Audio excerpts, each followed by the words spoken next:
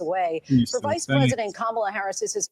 Ladies and saints, we have the most intelligent, analytical, America-only perspective being brought to you by yours truly, the Saint in the Center, Marquette Devon Burton. You will enjoy this. We will speak with great objectivity. We're not going to speak as a black man. We're not going to speak as a liberal, as a Democrat, or as a Republican. We're going to cut it right down the middle, focusing on America first. No, actually, America only. Or responses. Their microphones will only be turned on.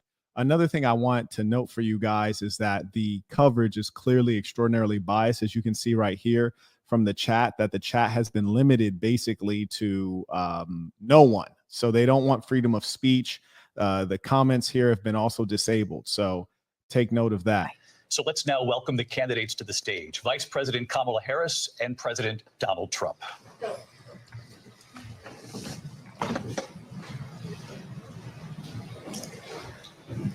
Kamala Harris. Let's have a good debate. Have fun. Thank you. Now, to me, it's just already so funny to see this small little woman walk up to a big man. I don't want my president to be towered over by other world leaders. It all matters at this level. We're not talking about a president. We're talking about president of the most powerful nation on the planet Earth, and you must be able to project power in all ways, this itty bitty woman. Imagine you're the commander in chief, yet you can't walk down an alley and feel safe. Amazing. Welcome to you both. It's wonderful to have. Look at her. Look at all itty bitty. Let me rewind that. Look at this. Look at all itty bitty. That's cute. And she's on high heels as well. Don't forget about that part. She's walking on stilts and still looks miniature. Amazing. Let's work. Have a good debate. Have fun. Thank you. Welcome to you both. It's wonderful to have you. It's an honor to have you both here tonight. Look at her smiling like a goofball. She's smiling too hard. Somebody got to give her some training and let her know, like, look, you know, keep it G sometimes. You don't have to act like a goofy broad 24/7. Good evening. We are looking forward to a spirited and thoughtful debate. So let's get started. I want to begin tonight with the issue that she got a big neck, big wrinkled neck. Voters repeatedly say is their number one issue, and that is okay. So they're saying the number one issue for voters, this better be the economy. If they say anything other than the economy, we're dealing with big lies. Is the economy and the cost of living in this country. Vice President. Oh, and who's in office? Biden, Harris. And Harris, you and President Trump were elected 4 years ago, and your opponent on the stage here tonight often asks his supporters, are you better off than you were 4 years ago? Absolutely when it not. comes to the economy, do you believe Americans are better off than they were 4 years ago? Absolutely not. I was raised as a middle-class kid, and I am actually... Wait, hold on. Nobody asked you all that. We didn't ask you where you were raised, how you were raised, or if you're actually an Indian. We didn't ask you all of that. We asked you, are they better off now? She's already tap dancing. Amazing. Actually the only person on this stage who has a plan that is about lifting up the middle class and working people of America.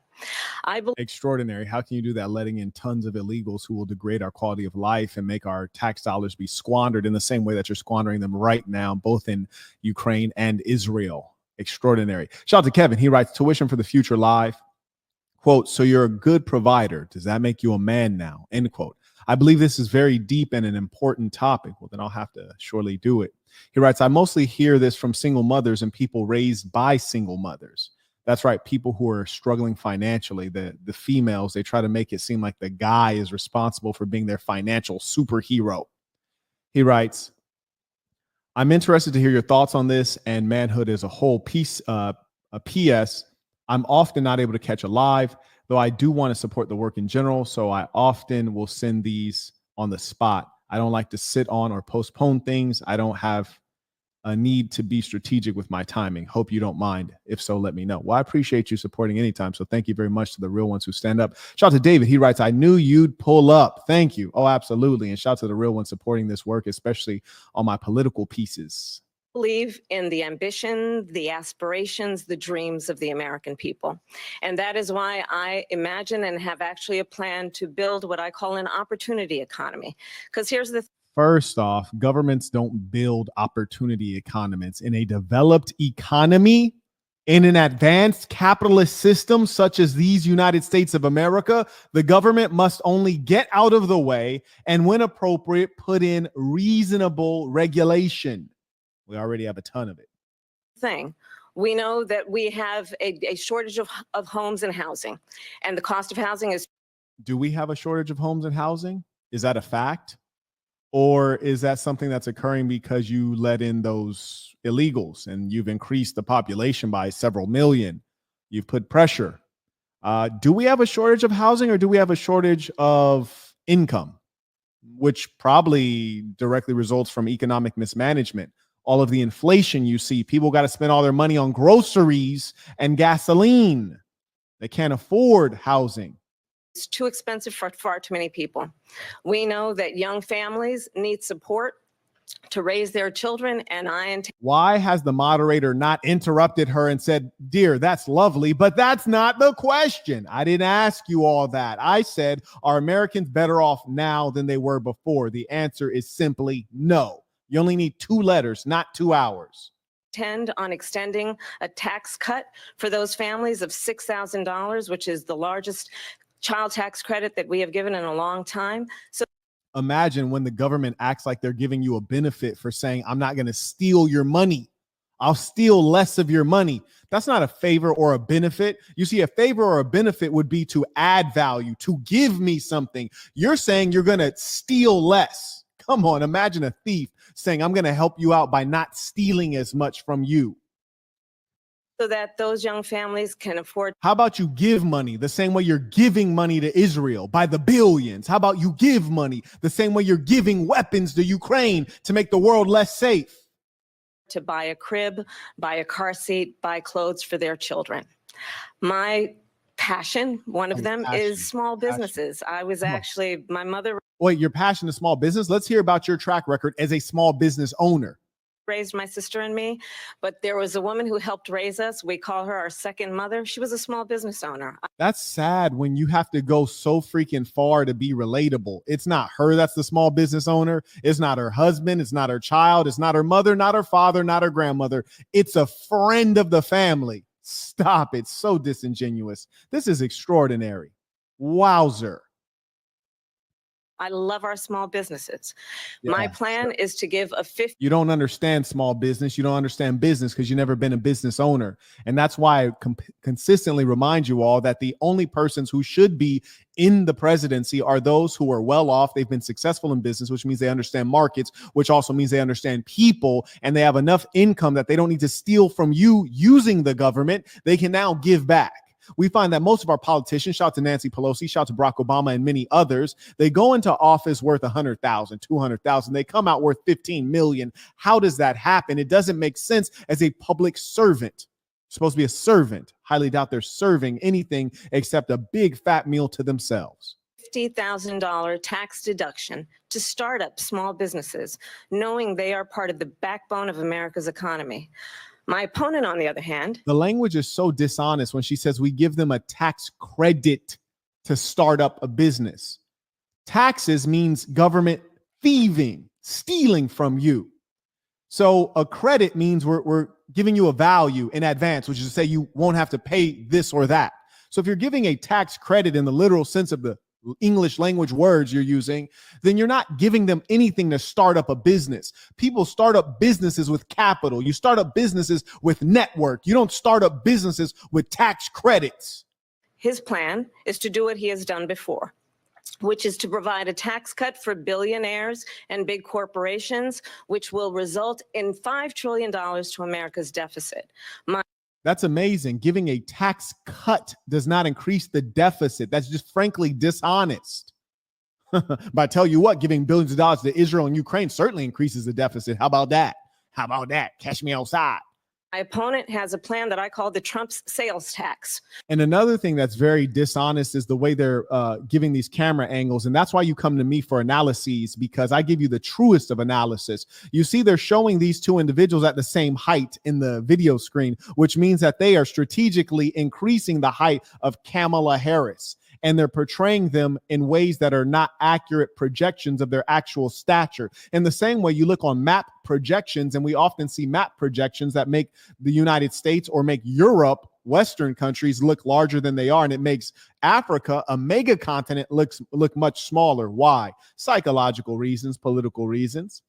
which would be a 20% tax on everyday goods that you rely on to get through the month. Economists have said that that Trump sales tax would actually result for middle-class families in about 4,000. We don't need to talk about what would. Let's talk about what is. What is the fact that Americans are struggling under whose administration? Kamala Harris, Biden Harris. Dear, you're already in power. We've seen when Trump was in power and we saw that the economy was jumping. And me, as a small business owner of several small businesses, sales were up. People were flush with cash. They were spending money. There was optimism. And the sad reality is we have a multitude of persons who are either low IQ or inexperienced or overly emotional. They would rather trade in their freedom and their financial stability over the foolish thought that Trump is a racist. On the flight over here to Southeast Asia, I was sitting next to a lovely black woman, reminded me of my mother, sweet lady. And then eventually she said, "Oh, I'm gonna vote for my girl, Kamala." I said, "Is she your girl? Is she black?" Because, you know, I saw a photo of her like dressed in Indian garb with her family and everyone was pretty much Indian. So, and I love Indians. There's nothing wrong with being Indian, but there's a lot wrong with saying that you're a black American when you're Indian. You never meet a normal Indian person who would say that they're a black American. You never meet a black American who would say that they're Indian, because those are called lies. You see, she said, "Oh no, she's my sister. She's my sorority sister." I say, see, well, I didn't say this actually. I'm gonna be honest. I didn't say this. I don't like to start up arguments with dimwits, but lovely woman. But the fact is, I founded a fraternity at the University of California, Berkeley, called Alpha Tau Omega. The reason this fraternity was first created was to reunite white Christian men after the Civil War. I repeat, white Christian men after the Civil War. Being that that is the case, can I say that I'm a white guy because, you know, I was in a white fraternity that was in fact started for white Christian men? Or can I say that another guy who was in the fraternity is my brother in terms of kin and skin and race because we're in the same organization? Just imagine how silly that black woman was when she told me that Kamala is her sister because they were both in a black sorority. You don't have to be black to join a black sorority. You don't have to be white to join a white fraternity. It's silliness. It's sadness. $1,000 more a year. Look at her having so much trouble getting these lies out. And I want you guys to take note that she has not answered the question at all. She's speaking at length, has not been interrupted. And let's see if this kind of lax reaction is going to characterize the entire debate. Let's see if they turn up on Trump more. Because of his policies and his ideas about what should be the backs of middle-class people paying for tax cuts for billionaires. President Trump, I'll give you 2 minutes. That was completely illogical, but why are you giving him 2 minutes to respond? He shouldn't have to respond to her because she didn't freaking answer the question. All she did was go out and attack him. That's annoying. Come on in, love. Crazy thing, she's kind of thick. Like Asian chicks don't even be thick like that, but she kind of curvy. It's a beautiful thing. You heard me? I need to slide.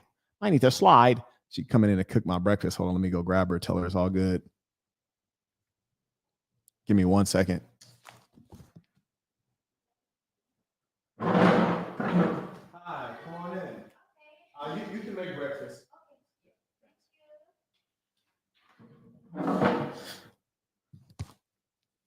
Yeah, this was crazy. That's like a terrible job at moderating. First of all, I have no sales tax. That's an incorrect statement. She knows that. We're doing tariffs on other. Shout out to Trump for pointing that out off rip. And I like how chill he is. And the funny thing is she was so emotional when she was doing her explaining, like very, very emotional about it. Like her voice was cracking. She actually seemed nervous. Like she started out like quite nervous. Other countries are going to finally, after 75 years, pay us back for all that we've done for the world. Shout out to bro. Like I could tell he's in his bag right now. He's definitely in a state of comfort. I like my boy is ready for this. There are those moments in life when you know you're ready. And being that I stay ready, I can sense that calmness and that like bro is ready to do work. Like I can hear it in his tone. He ready to do work. Like my boy's ready to eat. It's kind of like when you got a boxing match set up and then people think that like, you know, it's about to be competitive, but you already downloaded homeboy and you already know like he can't see you. And you just like, okay, watch this. I'm gonna show you something. And the tariff will be substantial in some cases. I took in billions and billions of dollars, as you know, from China. In fact, they never took the. That's real boss talk. He said, I took in billions with a B. You heard me? Like, you already know how I do. It's going down. tariff off because there was so much money they can't. It would totally destroy everything that they've set out to do. They're taking in billions of dollars from China and other places. They've left the tariffs on. When I had it, I had tariffs, and yet I had Oh, he said, I did something so well that you just left it there. Now that's a really good point. I like that. no inflation.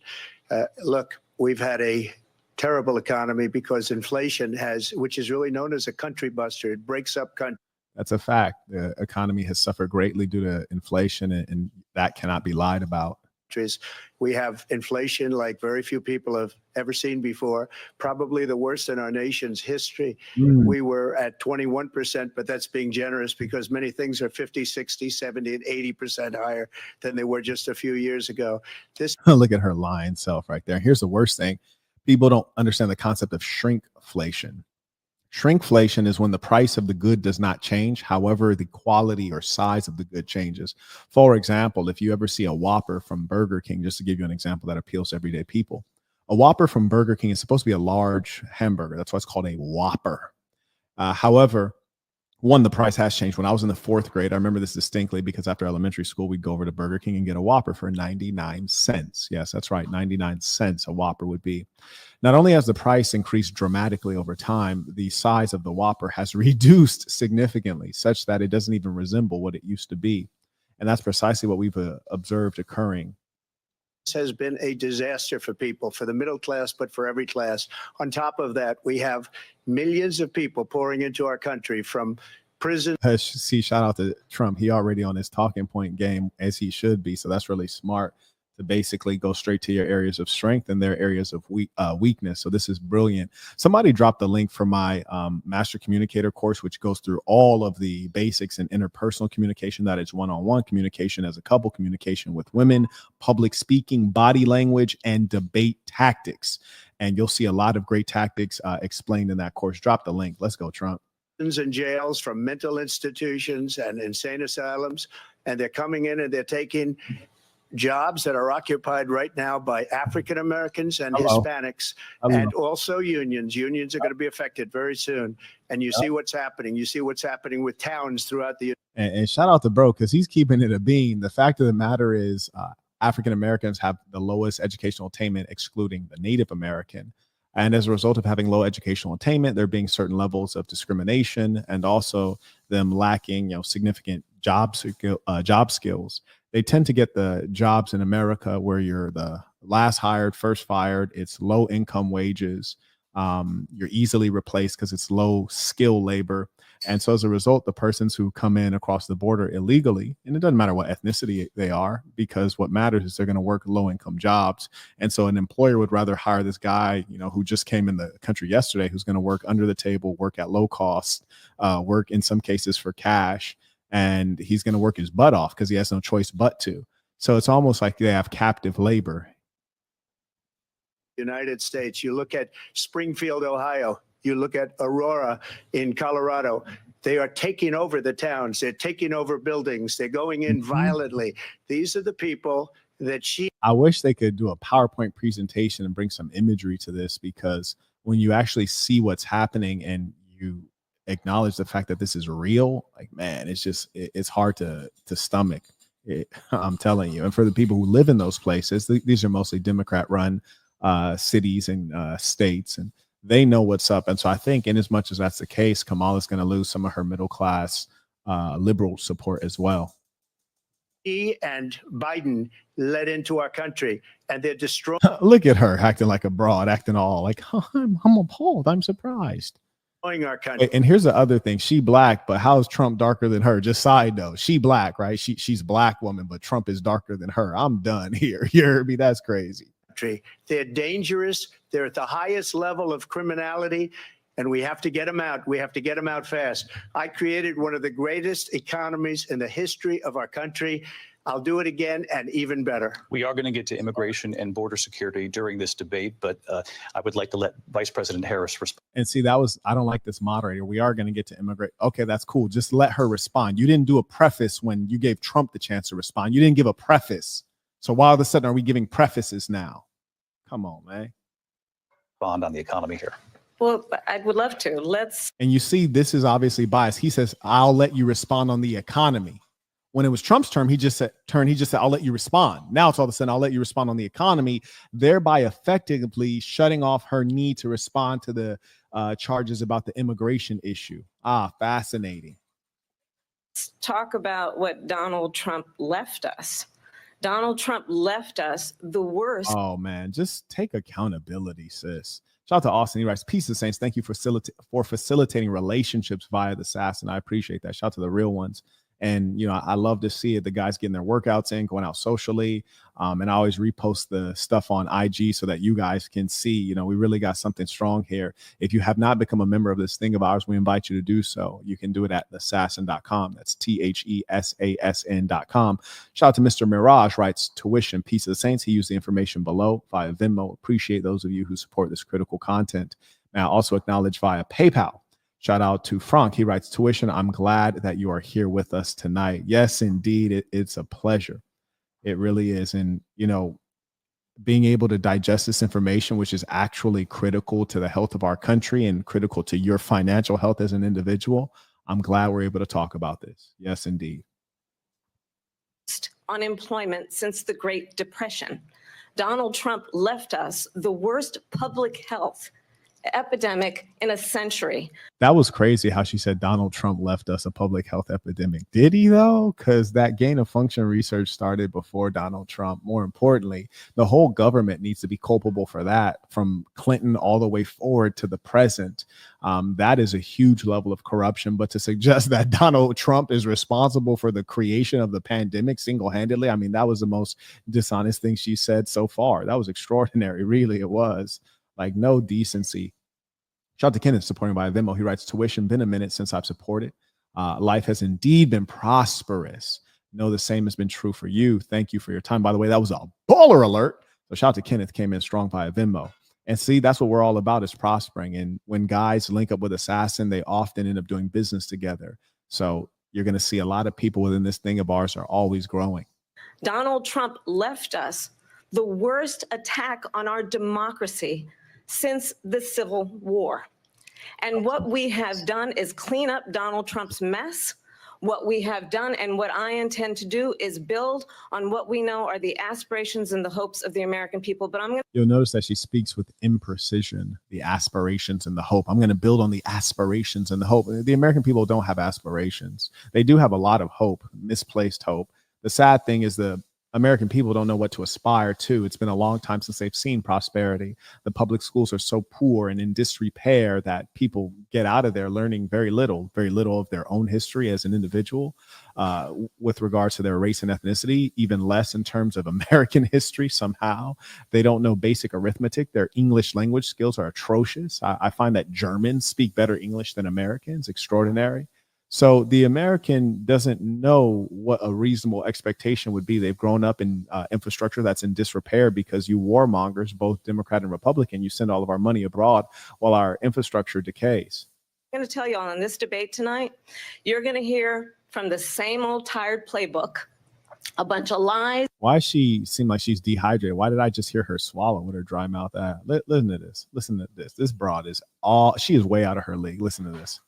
You're going to hear from the same old tired playbook, a bunch of lies. Did you guys just hear her gulp? What is going on? That is terrible. Lies, grievances, and name calling. What you're going to hear tonight is a detailed and dangerous plan called Project 2025. So what I would do as soon as she starts calling Trump dangerous, I'd say, oh, okay, I'm dangerous. That's extraordinary. Dangerous is when you allow the entire world to descend into World War III. You see, dangerous is when you leave Afghanistan in disgrace. Dangerous is what you've been doing. You see, under Trump, we didn't have a world on the brink of destruction. So let's talk about dangerous. Dangerous. That the former president intends on implementing if he were elected again. I believe very strongly that the American people want a president who understands the We want a president. We don't want a goofy broad in office. Importance of bringing us together, knowing we have so much more in common than what separates us. And I pledge to you to be a president for all Americans. President Trump will give you a minute here to respond. Number one, I have nothing to do, as you know, and as she knows better than anyone, I have nothing to do with Project 2025. That's out there. See, now there you go. She's saying actual lies. And the irony is that they paint Trump as one who is dishonest. Is Trump the greatest exaggerator on earth? Yes, he's a huge exaggerator. But right now you have Kamala Harris spreading actual lies, and she's already done so in the first couple minutes of every time she has the floor. Haven't read it. I don't want to read it purposely. I'm not going to read it. This was a group of people that got together. They came up with some ideas, I guess some good, some bad, but it makes no difference. I have nothing to do. Everybody knows I'm an open book. Everybody knows what I'm going to do. Cut taxes very substantially and create a great economy like I did before. We had the greatest economy. We got hit with a pandemic, and the pandemic was not since 1917, where 100 million people died. Has there been anything like it? We did a phenomenal job with it. And you know what? I have to agree that if Trump was able to survive that pandemic while having a strong economy and not having runaway inflation, that's really remarkable. Because truth be told, when those stimulus checks were going out, I was like, okay, here we go with inflation. It's about to get crazy. And furthermore, I don't like to see people flush with cash who did not earn it because things are going to go wrong. But invariably, the wealthiest people, the business class, are going to end up with all the money. That's what always happens. I was shocked at how well the pandemic was managed, although the pandemic itself, we need to look into the origins of it. Now, that's a true concern. Pandemic, we handed them over a country where the economy and where the stock market was higher than it was before the pandemic came. Now that is crazy, though. We got to keep it a bean. That's really exceptional when you can have the stock market outperform pre-pandemic levels. That was insane. And frankly, it made no sense because I can tell you as one who's pretty well off that there was a market decline in quality of life. So just imagine if you're well off and there's a decline in quality of life post-pandemic, everyday people were suffering. And it makes you wonder, how that stock market is soaring. I've mentioned this many times, but the truth is the stock market is one of the most wicked things created in Western society. And it allows people to get rich without adding any actual value to the economy. It's like basically people playing video games and being compensated at high levels where they don't even have the value to the people of the earth, to the society. They don't even have the value of a common farmer. You see, a farmer truly offers more value than a Warren Buffett, but our society is misorganized. Shout out to Drip Lord. He writes, peace the Saints, may Trump intellectually and strategically outsmart Scamala. Hope you're doing well, Saint. Got an incredible workout in and now finishing up some work. I got a good workout in yesterday as well. I'm about to get in another one today. Shout out to JT, writes, peace to the Saints. May also acknowledge Danny supporting the work. Shout out to Jamal. He writes, I had to donate for the unbiased point of view. Thank you. This is tuition. We get an education out. Yeah. Shout out to the murder fee. He writes, as a Pakistani American, she's supposedly considered kinfolk. I'm not riding for her. But on a dry day, I'd let her ride. Bruh, I hear you on that one. I might take the brain from her. I couldn't smash. I'll take that brain, though, especially with this face she's making right now. I like that face. Go ahead, baby. Man, nobody's ever seen anything like it. We made ventilators for the entire world. We got gowns. We got masks. We did things for a lot of that were bounce back jobs. These were jobs bounce back. And it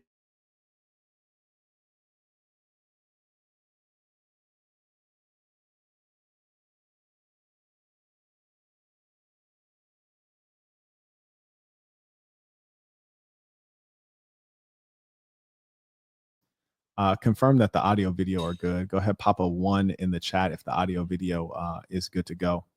Give you guys a little bit of time to do that.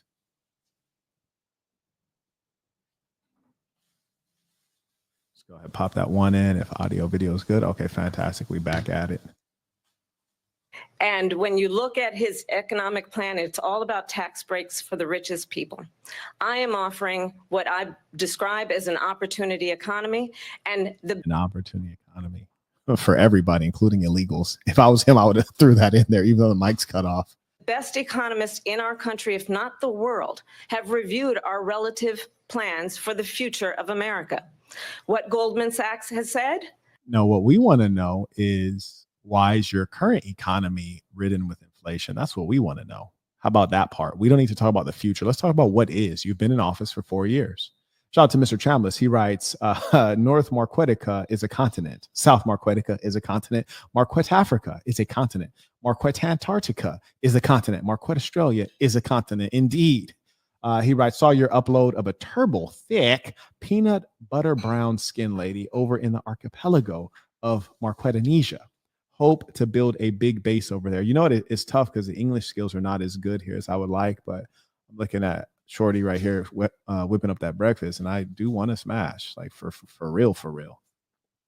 Anyway, shout out to the ballers. Drip Lord writes, it saddens me, but doesn't surprise me that my own family are adamant about voting for Scamla. That's crazy, bruh. And it's all under the notion that she is black. And, you know, that's how down bad the blacks are mentally.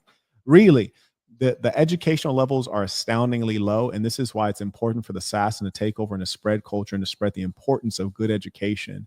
And the ability to think through things it's very necessary. You don't have to be high IQ to be able to figure out basic things.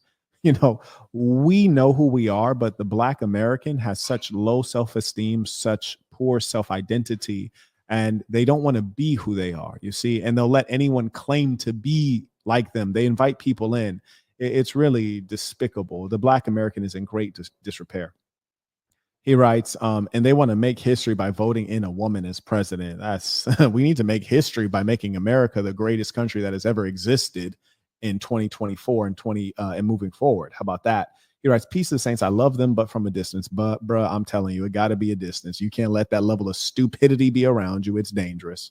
Shout out to Jackson. He writes, peace to the saints. Just became a member. Oh, hey, we welcome you to this thing of ours. May everyone welcome Jackson.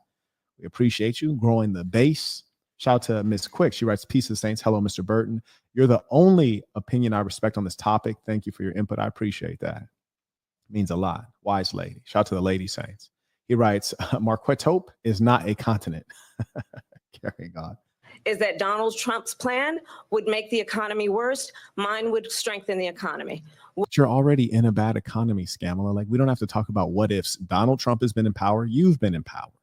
Your economy sucks. His was strong. What the Wharton School has said is Donald Trump's plan would actually explode. Why is she gulping so much? It's okay. Yeah, give me a second. Love is making some fresh juice. Confirm if you guys can still hear me just fine with that blender in the background. You know, rich man tings. Explode the deficit. 16 Nobel laureates have described his It's crazy when you have to give all these citations like she's writing a freaking formal dissertation. Like, Shorty, like, we don't need to hear what, like, nerd 1, nerd 2, and nerd 3 has said. We were in his economy. I specifically remember people were actually super chatting. So people perceive themselves to be more abundant and to have like some level of, economic power that they felt like they could spare a dollar during his administration. And during your administration, people are holding on tight to their dollars. Support is way down. Sales are way down across all of my businesses. And I'm in various verticals, from fashion to leather goods to hardware technology, software, business consulting, real estate, paper assets. It's all down across the board. Like, come on, Brody. economic plan as something that would increase inflation and by the middle of next year would invite a recession. You just have to look at. That's what's killing me is that the United States economy has been in recession for some time. And it's the fact that they keep redefining things. And you cannot trust the liberals because they're so extraordinarily dishonest. They don't know what a male or a female is. They don't know what a boy or a girl is, a man or a woman. So surely it's even easier to redefine something that is more abstract, such as a recession. And we've been in recession. So this is really sad to see. I acknowledge those folks supporting the work. Shout out to Elijah, came in via PayPal, writes tuition, sends in the American flag. You dig. Shout out to Teddy with the baller alert. He writes, peace to the saints. Saying I turned 43 last week, and today I've officially retired deadlifts after tweaking my back. I get like that. Yep, there are much better exercises. Thank you for all your hard work. Thank you. And I want to remind everyone that something in motion stays in motion. So do not stop. You will start to age and decline. So I want to encourage folks to be like Teddy and keep it going. However, you have to modify things. Shout out to Constantine, writes tuition via Venmo. Appreciate you. Carrying on. Where we are and where we stand on the issues. And I'd invite you to know that Donald Trump actually has no plan for you because he is more interested. What is the likelihood that a guy who's run several businesses and amassed $1 billion, he even also went broke. Don't forget about that part. He went broke, filed bankruptcy, and then turned around and amassed billions. What is the likelihood that kind of a guy does not have a plan? It's more likely that the folks who go into protracted warfare and end up catching L's, it's more likely that they don't have a plan. Like, come on, man. this is ludicrous. Like, who can believe these kinds of things? Donald Trump's biggest issue is an image and PR issue, which is that the blacks are so dim-witted and self-hating that they don't realize their biggest issue is financial, not racial, not racism. It's you're broke. That's your biggest issue. And sadly, what they're over here doing is focusing on the possibility that he might be racist. Look, I don't care. He could be entirely racist. It matters not to me. You dig? As long as this bag get together. Because I tell you what, every single day, multiple times a day, you have to spend money. Every single day, multiple times a day, people do not engage with racism. You heard me? Come on now. Just in defending himself than he is in looking out for you. That's just a soundbite. They gave her that to say, look. Shout out to bro. He said that they gave her that to say, and I truly believe him. And that's the difference with Trump and Kamala. Trump, you feel like you're talking to a boss. Kamala, you feel like you're talking to a servant. And you can tell that they turned on his microphone late because you couldn't really hear what he was saying. Let's see if they actually turn on his mic here.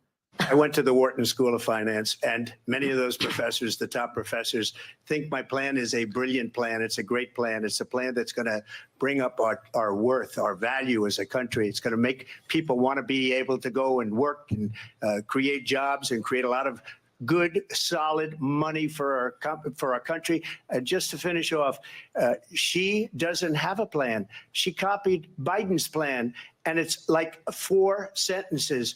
Like run, spot, run. 4 sentences that are just, oh, we'll try and lower taxes. She doesn't have a plan. Take a look. Hey, bro is really throwing them shots now. I like how we flowing with it. It's a beautiful thing. Shout out to the Fiend. He writes, she talks about strengthening the economy when she could probably barely strengthen the election I have going on downstairs. Listen, man. I don't understand how people who have never created a freaking business somehow know how to not only all of a sudden help businesses grow, but do that at such a macro scale that they can do it for the entire continent, the entire country. Like, that's extraordinary to me. To me, that's extraordinary when they think that they can revive an economy, but they don't know how to create a single business. Her background is not in business. I wouldn't trust her. Double baller alert. Shout out to Clutches Back. One writes, yo, I ran into you in Vegas a year or so ago. Still down to help your followers break into the cybersecurity industry. Looking to support your contributions to the community. We'll shoot that email, sir. Absolutely. Do shoot an email. And if you'd be kind enough to CC support@marquettism.com, we can have a conversation. I think we had met in the Win in Excess, right? That was a ironic meeting because I never go into the club. I think I was with a chick that night. Shout out to Jam with a baller alert. He writes, peace to the saints. It is clear that Scamla is unable to speak extemporaneously. Clearly, that's why her speech seems so unnatural and so forced. And she's doing all this swallowing, which I guess is a lot of previous experience with her in that area. He writes, ending and is incompetently repeating the script written for her by the regime. Kamala's side piece 2024 t-shirts coming soon. And I'm telling you, bruh. And it's funny how women can suck their way into position. Shout out to IDUC Reyes, writes, peace of the saints, paz a los santos, salute from Mexico, saying appreciate you. Shout out to the saints around the world. You dig, in a real way. Look at her plan. She doesn't have a plan. Mr. President, I do want to drill down on something you both brought up. The vice president brought up your tariffs. You responded, and let's drill down on this because your plan is what she calls is essentially a national sales tax. Your proposal calls for tariffs, as you pointed out here, on foreign imports across the board. You recently said that you might double your plan, imposing tariffs up to 20% on goods coming into this country. As you know, many economists say that with tariffs at that level, costs are then passed on to the consumer. Vice President Harris has argued. Yeah. Well, that's a possibility. There's no doubt. However, it'll strengthen American businesses and their position. So if you tax the folks bringing in, thank you very much. Can you take one plate to the girl in there? Yes. Thank you very much. Everything is all finished, all done. Okay. Yeah. Okay. So you can take that in there. Wrap, no. No wrap. Thank you. Shorty, you see that fatty on her? Like, you don't see fatties like that. That's uncommon right there. Like, I'm willing to do it. You know what I'm saying? I'm a savage out here, boys. I'm a savage. I had to have her send that to, take to the other room in the villa. You dig? Respectable women don't want to be on camera. That'll mean higher prices on gas food, clothing, medication, arguing it costs the typical family nearly $4,000 a year. Do you believe Americans can afford higher prices because of tariffs? They're not going to have higher prices. What's going to have and who's going to have higher prices? Now, here's a funny thing. You're talking to a guy who's run international businesses versus a woman who's not run any, and they're asking him like he doesn't know the implications to policy on international business. That's extraordinary, isn't it? Come on now. Doesn't even make sense. Is China and all of the countries that have been ripping us off for years. I was the only president ever. And he's right. China has been, I wouldn't say ripping us off. They've been outperforming us for years. And, you know, it just is what it is. Shout out to them. They're very clever. China was paying us hundreds of billions of dollars, and so were other countries. And, you know, if she doesn't like them, they should have gone out and they should have immediately cut the tariffs. But those tariffs are there 3.5 years now under their administration. We are going to take in billions of dollars, hundreds of billions of dollars. I had no inflation, virtually no inflation. They had the highest inflation perhaps in the history of our country, because I've never seen a worse period of time. People can't go out and buy cereal or bacon or eggs or anything else. The people of our country are absolutely dying with what they've done. They've destroyed the economy. And all you have to do is look at a poll. The polls say 80 and 85 and even 90% that the Trump economy was great, that their economy was terrible. Vice President Harris, I do want to. And listen, I believe that poll because I've experienced it not only on the consumer side, but also on the producer side. So I do believe these are facts. Shout out to T writes, peace to the saints. Who do you think will win this presidency? Now, that's a brilliant question. I believe that this presidency will be one of the most hotly contested presidencies in the history of this United States of America. I am certain that there will be extraordinary levels of fraud because we have true radicalism and mental illness on the side of the left, and they will stop at nothing. Surely, if they would allow children to be mutilated and they would do that happily, they wouldn't mind skimming a few votes here and there. So what we will know is that it will be razor thin margins, both on the popular side and the electoral side. And I believe that Trump will probably win on the electoral side and it'll be deadlocked, or he might catch a slight L on the popular side. And that is not because of real votes. That'll be because of actual election fraud. We are in a time where there is very little trust in American government, and rightfully so, because the government has become so separated from the people and the plight of the people. Thank you for that question, T, and thank you for your support via PayPal. Via Venmo, shout out to Jabrizi. He writes, I know people who made good money under Trump, bruh, I'm one of them, and would still vote Kamala. Isn't that crazy? Bruh, that is bonkers. He writes, and they are the same people who are complaining about the flow of money currently, but can't make the connection.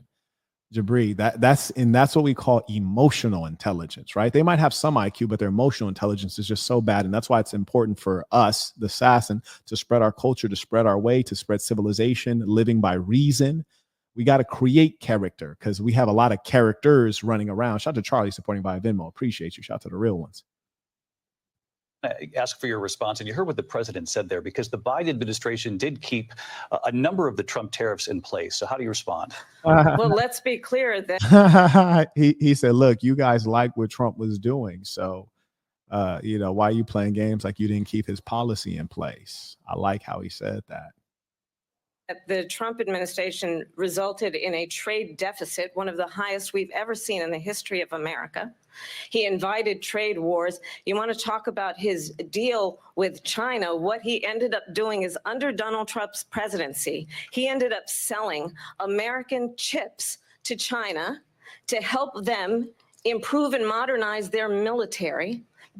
Now, it's funny how she's saying this as though we're currently at war with China, as though China is an outright enemy, which is not the case. Now, we should be in Cold War with China. And in fact, if it were up to me, I probably would have popped off a hot war some time ago. Basically sold us out, when a policy about China should be in making sure the United States of America wins the competition for the 21st century, which we're not winning the competition. And the competition doesn't start with selling processors or chips. The competition really starts with the education of our youth, the quality of our public schools and character education and culture.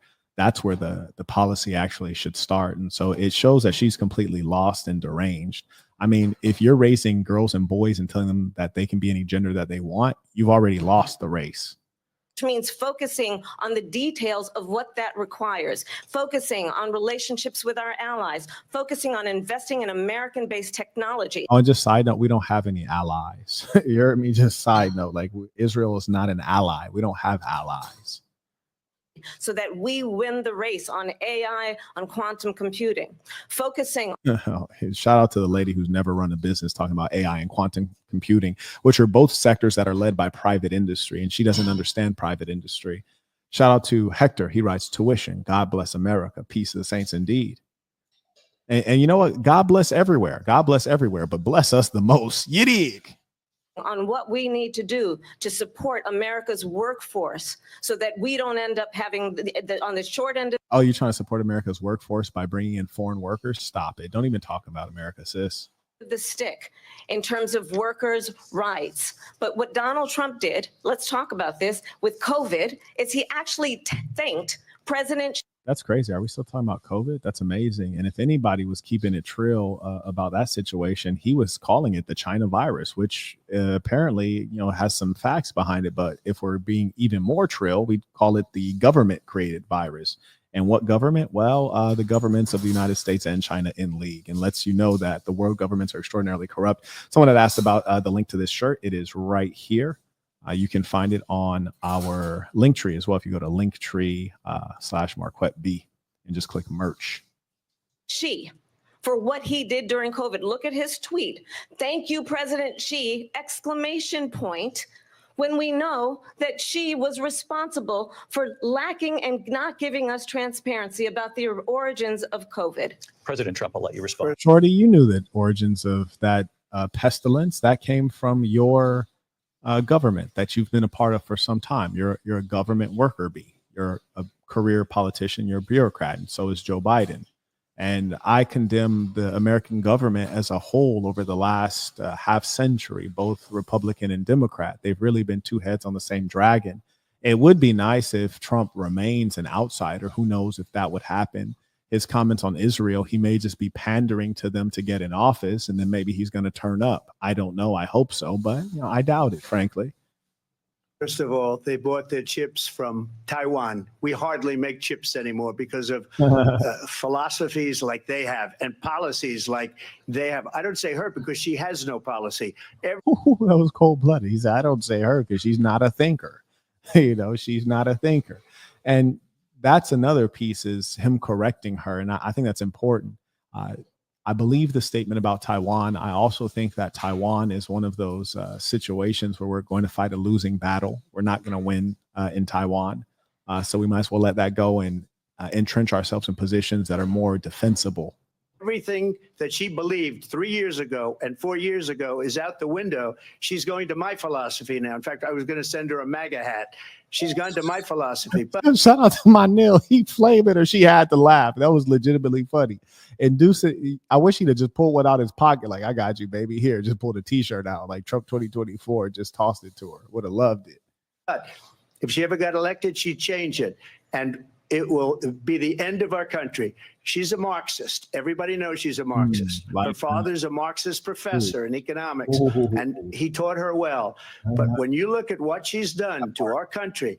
That part. And I'd also love to see a photo of her father as well. Just side note, I'm just curious. You did. Shout out to Luis. He writes, Peace of the Saints. I'm almost finished reading The Black Box. Quote, the joy of life is half from our experience and half from telling the story. End quote. Have to get the audiobook and hear that story from the horse's mouth. Indeed, and you can get the audiobook at thesassin.com. That's THESASN.com. Simply click products and it'll be right there for you. And I promise you guys, you will enjoy the audiobook. I actually recorded it myself, which I'll never do again because it takes so much time to do. Shout out to TK the Preneur, writes, Peace of the Saints tuition. May also acknowledge Mr. Chambliss. He writes, what do you do if Trump came to you for an interview? I give him an interview. Absolutely. And when you look at these millions and millions of people that are pouring into our country monthly, where it's, I believe, 21 million people, not the 15 that people say, and I think it's a lot higher than the 21. That's bigger than New York State pouring in. And just look at what they're doing to our country. They're criminals. Many of these people coming in are criminals, and that's bad for our economy. One thing that's fascinating is she's not really defended against the illegal thing. It seems as though she's kind of sidestepping it. I really want to see him pin her down. Give me a second. Let me grab my breakfast.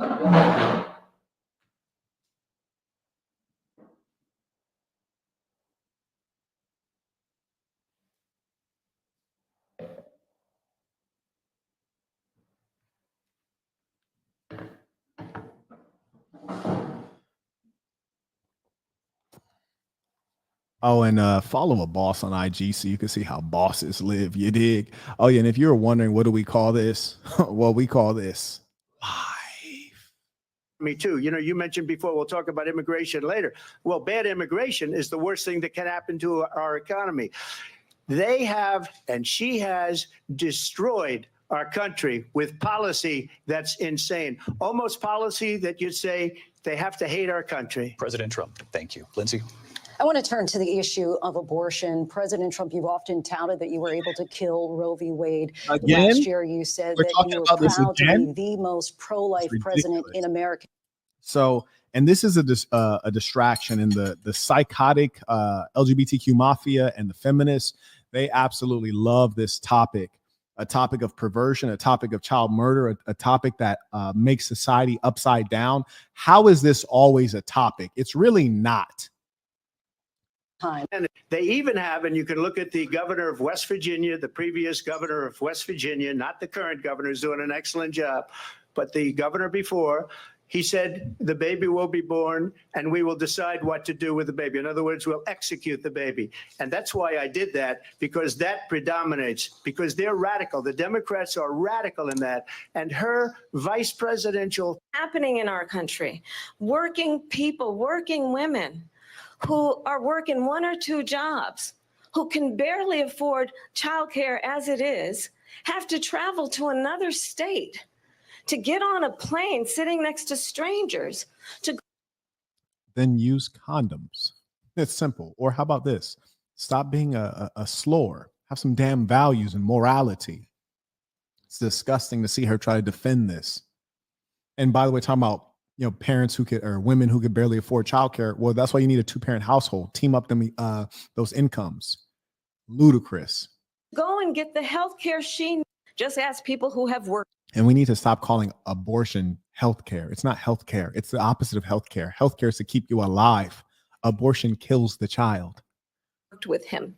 His former chief of staff, a 4-star general, has said he has contempt for the Constitution of the United States. His former national security advisor has said he is dangerous and unfit. His former Secretary of Defense has said the nation, the republic, would never survive another Trump term. And when we listen to this kind of rhetoric, when the issues that affect the American people are not being addressed, I think the choice is clear in this election. President Trump, I'll give you a quick minute to respond here. Thank you, because when I hear that, see, I'm a different kind of a person. I fired most of those people. Shout out to my boy Trump. He ready to cook. I can already tell. He ready to cook. Not so graciously. They did bad things or a bad job. I fired them. They never fired one person. They didn't fire anybody having to do with Afghanistan and the Taliban and the 13 people who's were just killed, viciously and violently killed. And I got to know the parents and the family. They didn't fire. They should have fired all those generals, all those top people, because that was one of the most incompetently handled situations anybody has ever seen. So when somebody does a bad job, I fire him. And you take a guy like Esper. He was no good. I fired him. So he writes a book. Another one writes a book, because with me, they can write books. With nobody else can they? But they have done A little bit of boss talking in case you didn't catch that. He said, look, I'm a big deal. If I fire you, that's an event in your life. Write a book. such a poor job, and they never fire anybody. Look at the economy. Look at the inflation. They didn't fire any of their economists. They have the same people. That's a good way not to have books written about you. But just to finish, I got more votes. And one thing I want him to note is it's called accountability. If you don't do a good job in business, you get fired. If you don't do a good job in business, you go out of business. Whereas in government, you can do a terrible job and you continue floating along. What's a great example of this? Your public schools that your children go to and the inadequacy there.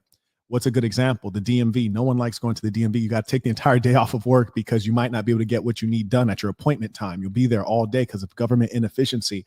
People need to be fired if they can't get the job done. Than any Republican in history by far. In fact, I got more votes than any president, sitting president in history by far. Let me continue on immigration. It was what you wanted to talk about earlier. So let's get back to your deportation proposal that the vice president has reacted to as well. President Trump, you call this the largest domestic deportation operation in the history of our country. You say you would use the National Guard. You say if things get out of control, you'd have no problem using the U.S. military. Police, yes. You also said you would use local police. How would you deport 11 million undocumented immigrants? I know you believe that. How would you deport 11 million immigrants? Out the front door. Out the front door. That's how. That number is much higher. Take us through this. What does this look like? Will authorities be going door to door in this country? Yeah, it is much higher because of them. They allowed criminals, many millions of criminals. They allowed terrorists. They allowed common street criminals. They allowed people to come in, drug dealers to come into our country. And they're now in the United States and told by their countries like Venezuela, don't ever come back or we're going to kill you. Do you know that crime in Venezuela and crime in countries all over the world is way down? You know why? Because they've taken their criminals off the street and they've given them to her to put into our country. And this will be one of the greatest mistakes in history for them to allow. And I think they probably did it because they think they're going to get votes. But that's exactly why. Scamming the voting. Imagine when you can vote, but you don't have to verify your identity. That's very strange. It's not worth it. Because they're destroying the fabric of our country by what they've done. There's never been anything done like this at all. They've destroyed the fabric of our country. Millions of people let in. And all over the world, crime is... See, I think Trump could be more articulate right here because this is a very emotional point. Somebody send Trump my master communicator course. He needs to review the debate tactics piece. But more importantly, during a time like this, he needs to review the section on public speaking. There's also a section on how to write a speech. You might have to give remarks, give a toast at dinner, give remarks at your wedding, give a thank you for an award you win at work. And you want to be able to give something impactful. What Trump is failing to do right here that a master communicator would do, it's time right now. Soften your voice, slow down your cadence, and really let those points sink in. They're having killers come from Venezuela. Now those Venezuelan killers are no longer in that country. They're in this country. Among you. You get on the bus in this country. You have people who have taken advantage of children and women sitting next to you on the public bus. Kamala, you talked about single mothers struggling to make ends meet. How unsafe is this world for those single mothers when they have to be in our society surrounded by perpetrators and criminals and monsters who are unknown to us, unknown to the police, undocumented, nameless and faceless. They can create crimes and get away with it because of you. You did that. You put them here. No more. You see, he needs to change tone, change cadence, slow it down, soften the voice, punch out the voice. He needs more variation. You know what I'm saying? Anyways, get that master communicator course. You'll learn how to win. You'll learn how to negotiate. Down all over the world except here. Crime here is up and through the roof. Despite their fraudulent statements that they made, crime in this country is through the roof. And we have a new form of crime. It's called migrant crime. And it's happening at levels that nobody thought possible. President Trump, as you know, the FBI says overall violent crime is actually coming down in this country. Now, notice he damn near cut off Trump before Trump could finish. That's number one thing that's weird. Here's the second thing. Gentleman needs the link for the course. In fact, probably half the people watching need the link for the course. So somebody go ahead, drop that. But, and you can use school.com/Marquette, I think /courses. So if someone can find that link and drop it, you'll be able to see the master communicator course there. But he damn near cut off Trump, which is curious because he's never done that to Kamala. And then the second thing, he's giving counter statistics, which we've not heard him do with Kamala. So clearly biased. And on many of these channels on the lead up to the debate, all you heard was pro Kamala commentary. country. But Vice Excuse me, President the Harris, I'll FBI give you they were defrauding statements. They didn't include the worst cities. They didn't include the cities with the worst crime. It was a fraud, just like their number of 818,000 jobs that they said they created turned out to be a fraud. President Trump, thank you. And I like how Trump was so ready for that. That's beautiful work from his team to get him good information. And so as a result, he was able to anticipate. And when you can anticipate, you can dominate. And clearly he knew that question was coming up and he ate just now. You heard me? I'll let you respond, Vice President Harris. Well, I think this is so rich coming from someone who has been prosecuted for national security crimes, economic crimes, election interference, has been found liable for sexual assault, and his next big court appearance is in November at his own criminal sentencing. And let's be clear where each person stands on the issue of what is important about respect for the rule of law and respect for law enforcement. The former vice president called for defunding federal law enforcement, 45,000 agents. Get this.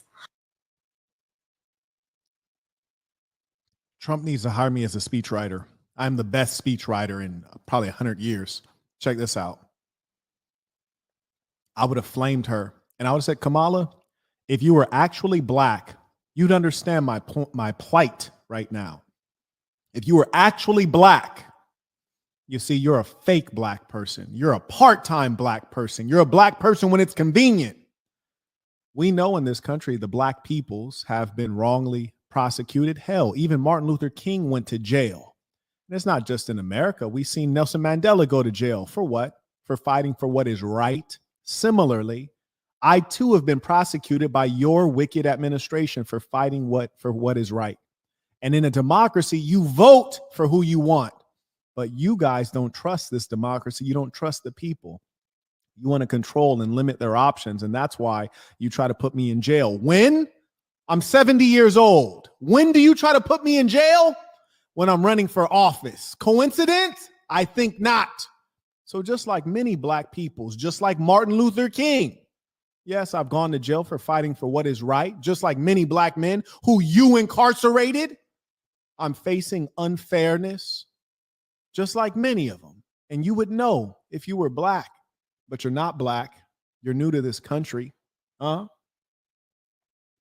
the day after he was arraigned on 34 felony counts. So let's talk about what is important in this race. It is important that we move forward, that we turn the page on this same old tired rhetoric and address the needs of the American people, address what we need to do about the housing shortage, which I have a plan for, address.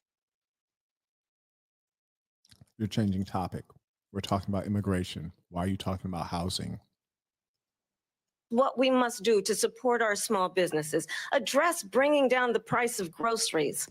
But frankly, the American people are exhausted with this same old tired playbook. Vice President Harris, thank you. Excuse me. Every one of those cases was started by them against their political opponent. And I'm winning most of them, and I will win the rest on appeal. And you saw that with the decision that came down just recently from the Supreme Court. I'm winning most of them. But those are cases, it's called weaponization. Never happened in this country. They weaponized the Justice Department. Every one of those cases. That's a fact.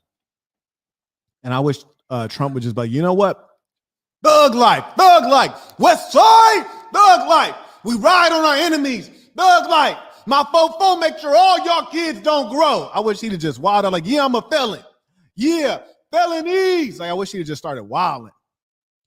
I mean, it's crazy to me that you have a black woman. There's no black American on earth that doesn't understand that our legal system is corrupt.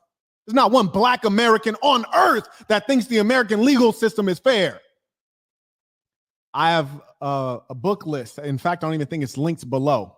But if you go to amazon.com/shop/The Saint and the Sinner spelled out, there's a book by Dr. Renford Reese listed there. One specific book. Check it out. I read it when I was 16, chock full of great information. I personally know Dr. Renford Reese. Good brother, good intellectual. He is in fact liberal, but the facts are the facts. Highly recommend that book if you'd like to understand the American justice system as it relates to Black Americans. Amazing that a Black woman, which she is not, is over here talking about because the American government said you're bad, because the American government put you in jail, you're bad. Did Malcolm X do time? Did Martin Luther King do time? That's what happens when you are doing the right thing and you are upsetting a power system.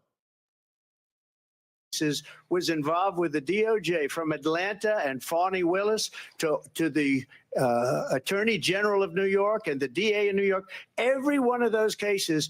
And then they say, oh, he's a criminal. They're the ones that made them go after me. By the way, Joe Biden was found essentially guilty on the documents case. And what? Here's the crazy thing. I would have said, look, who do you know who begins their life of crime at age 70? Who begins a life of crime at age 70? Who begins a life of crime when they decide to run for president? No one. You're lying, and everyone knows you're lying. And what's worse, I want the American people to pay attention. If they can take me, a white man, as they like to call it, a cisgender heterosexual white man, the one who's supposed to be the power player, a billionaire no less, if they can take me and make fake cases against me, they can surely do it to you, who has less name recognition, less money, less power. They'll surely do it to you. So you should pay attention to how they are instrumentalizing the legal system to deal with their political opponent. They'll do it to you. We want honest legal courts. We want a positive justice system. But the example they're giving, we're in dark times. They should be ashamed to even bring this up. Felon, 70-year-old felon, first crime. Stop it. You want to talk about crimes? Let's talk about Kamala, you being guilty of aiding and abetting illegal entry into our country. That's a crime. And you've aided the illegal entry of 21 million people. That's a crime. You need to go to jail for that. What happened in my documents case? They said, oh, that's the toughest of them all. A complete and total victory. 2 months ago, it was thrown out. It's weaponization, and they used it, and it's never happened in this country. They used it to try and win an election. They're fake cases. President Trump, thank you. A really quick response here, Vice President Harris, on this notion of weaponization of the Justice Department. Well, let's talk about extreme and understand the context in which this election in 2024 is taking place. Your neck is wrinkled. Carrying on. United States Supreme Court recently ruled that the former president would essentially be immune from any misconduct if he were to enter the White House again. Understand, this is someone who has openly said he would terminate, I'm quoting, terminate the Constitution of the United States, that he would weaponize the Department of Justice against his political enemies. Someone who has openly expressed disdain for members of our military. Understand what.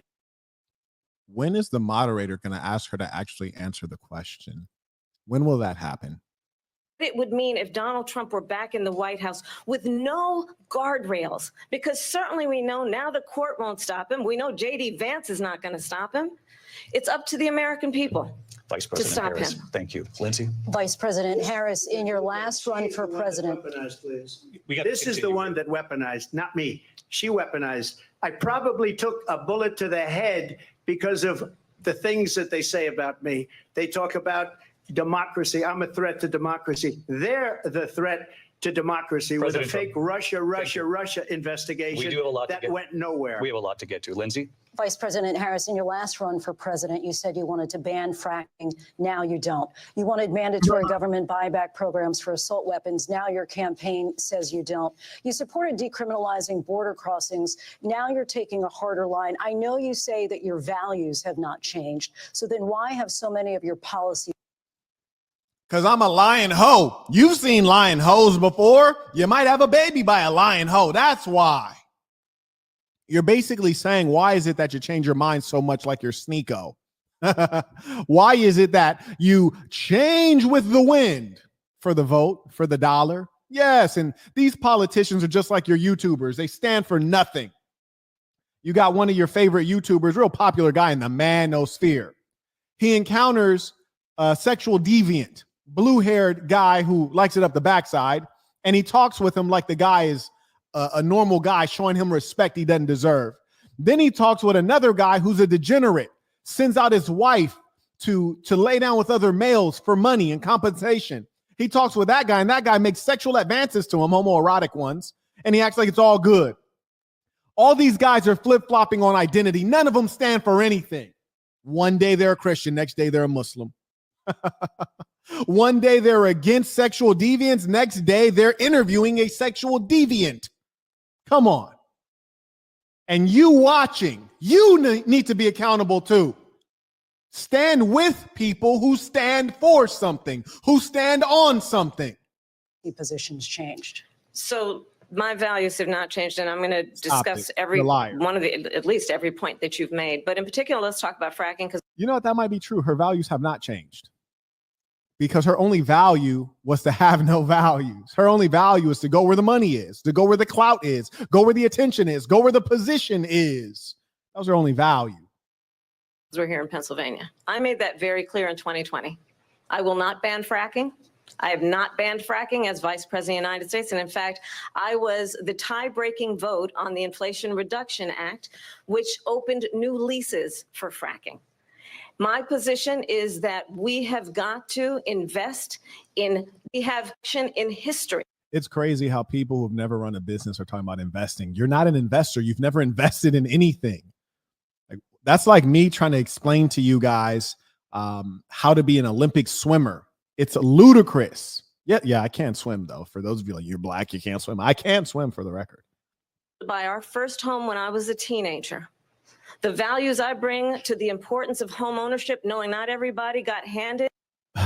Love, please stop with all this stuff. Like, I just want you to keep it real with what your origin is. And I wish Trump would be able to press her on this, but a lot of whites are sensitive about things like this, like race related things, but we just got to get back to the facts.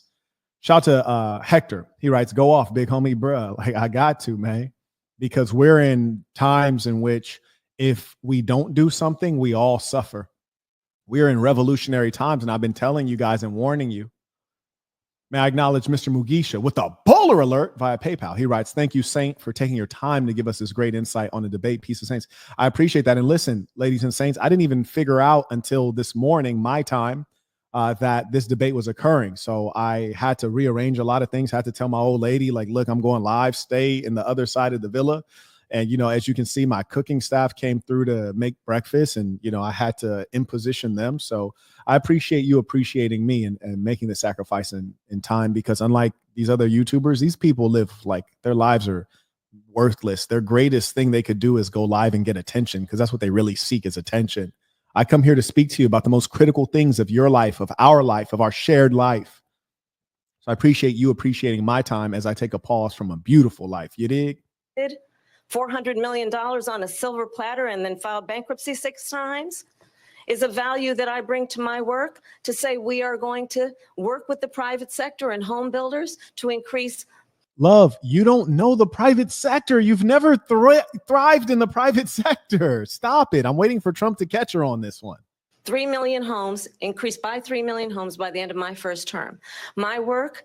And here's another thing. It's like she doesn't understand supply and demand. So Americans also own homes. Don't forget about that. So if you're going to dramatically increase the available inventory, you're going to effectively decrease the sales price of homes, thereby screwing over responsible Americans who already own homes. How about that part, Scamala? You have to allow the markets to operate naturally.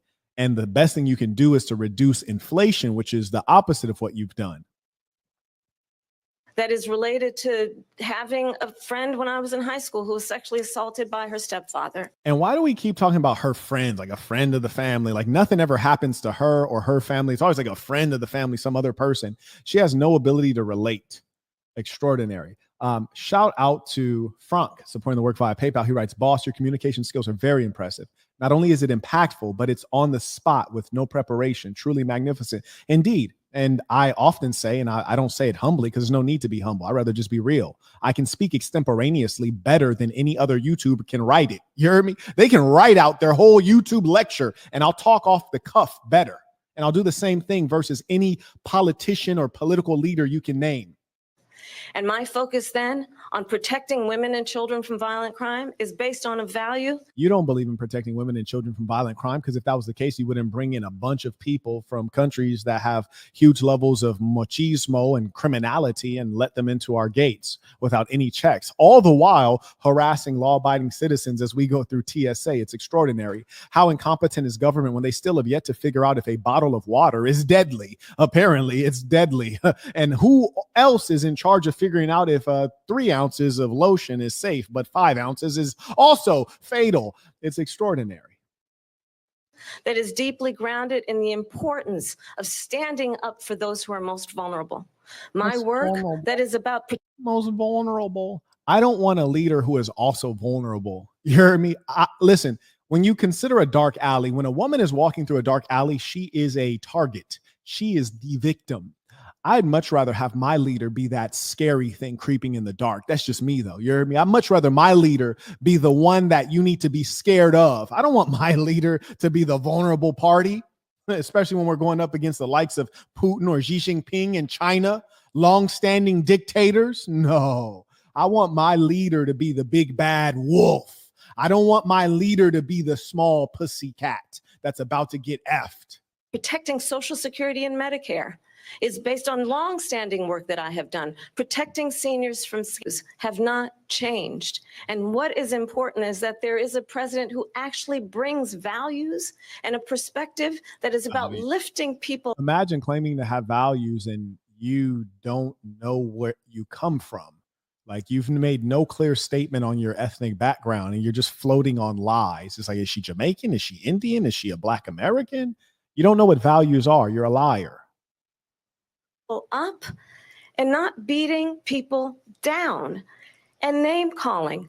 The true measure of name calling? You called that man a felon. Come on, love. You can't be that hypocritical and not know it. Shout out to Ernest, came through via Venmo with the bowler alert. He writes for the honest critique. Peace of the saints. And man, that's all I can do out here. May I also acknowledge Andre. He writes, peace of the saints, tuition paid, Sasson or nothing. And that's what it's coming to. Shout out to Gwensley. He writes, we'll catch the playback, back up with work. Yes, indeed. You got to get after the dollar, man. I highly promote it. He's making smart decisions. Let's get it.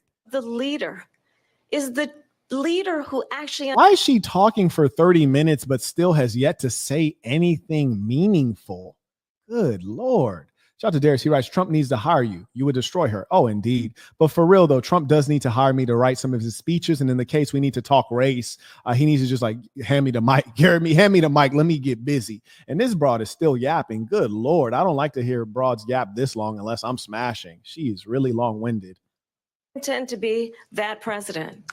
President Trump, your response? First of all, I wasn't given $400 million. I wish I was. My father was a Brooklyn builder, Brooklyn, Queens, and a great father, and I learned a lot from him. But I was given a fraction of that, a tiny fraction, and I built it into many, many billions of dollars. Bro said many, many billions. Nick said many like 5 times. And listen, I love it. I love it. Many billions. And when people see it, they are even surprised. So we don't have to talk about that. Fracking, she's been against it for 12 years. Defund the police, she's been against that forever. She gave all that stuff up very wrongly, very horribly, and everybody's laughing at it, okay? They're all laughing at it. She gave up at least 12 and probably 14 or 15 different policies. Like, she was big on defund the police. In Minnesota, she went out, wait a minute, I'm talking now. Hey, check her, Brody, check her. Let her know something. If you don't mind, please. Does that sound familiar? She went out. Why she look so stiff? She looked like she got that face like she's in a crowded elevator and she just pooed it and everybody know it's her, but she's trying to smile it off. Out in Minnesota and wanted to let criminals that killed people, that burned down Minneapolis, she went out and raised money to get them out of jail. That's crazy. She did things that nobody would ever think of. Now she wants to do transgender operations on illegal aliens that are in prison. Yo, that was listen, bro, that was brazy. I don't care, bro. That was brazy. He said she wants to do transgender operations, which itself is wild, on illegal aliens, which is additionally crazy, in jail, which is word. She done stacked on evil upon evil upon evil. Goodness Lord. This is a radical left liberal that would do this. She wants to confiscate your guns, and she will never allow fracking in Pennsylvania. If she won the election, fracking in Pennsylvania will end on day one. Just to finish. Bro is orange as hell, though. Like, I'm going to listen. My message to the whites. I have a 3-sentence Bible. Number 1, be yourself. Number 2, be good to yourself. Number 3, be good to good people. That's from Marquette Devon Burton. Number 1, be yourself, which is to say, you're white. Okay. Just be white. Like, stop trying to be orange, brown, tan. Like, no, it's not necessary. And in fact, it's not healthy. So love yourself. Just be yourself. If you're white, just be white. Okay. That's a public service announcement. Similarly, if you're black, be black. Okay. Carrying on. There's one thing so important, in my opinion. So I got the oil business going like nobody has ever done before. When they took over, they got rid of it, started getting rid of it, and the prices were going up the roof. They immediately let these guys go to where they were. I would have been 5 times, 4 times, 5 times higher, because you're talking about 3.5 years ago. One thing I will say is that there was a significant increase in fuel prices from Trump to Biden. I distinctly remember it because at the time I just got my antique Rolls Royce. This guy was supposed to be doing some improvements on it. He actually destroyed it. Our courts are corrupt, so couldn't get him in court. But anyways, he had my car for literally a year. It's insane. To do minor improvements, not even repairs, improvements. So anyways, before Biden was in office, I filled up the tank under Trump. It's like $100.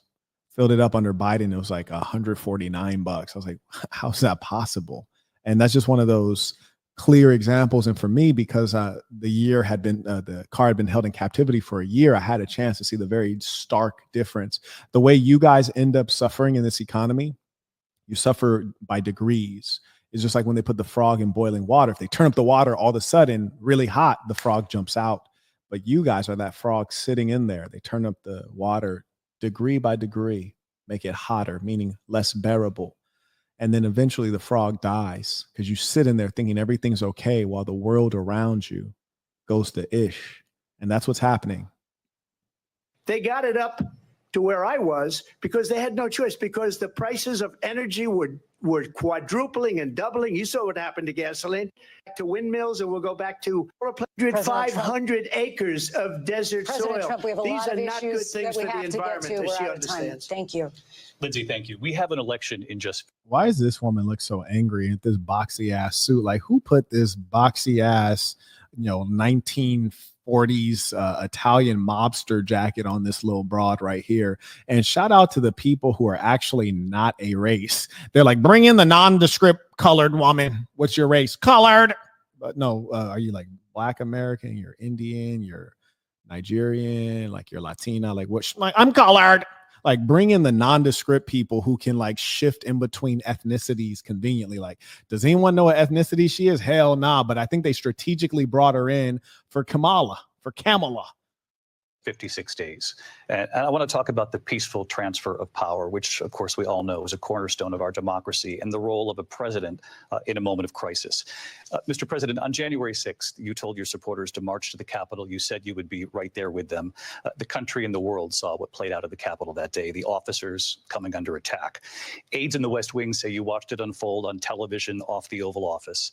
You did send out tweets, but it was more than 2 hours before you sent out that. You notice consistently they're coming for Trump. And what is also noteworthy is that as he asked this question, there's so much context. It's like, bro, just ask the question. Like, you're supposed to be questioning, not informing.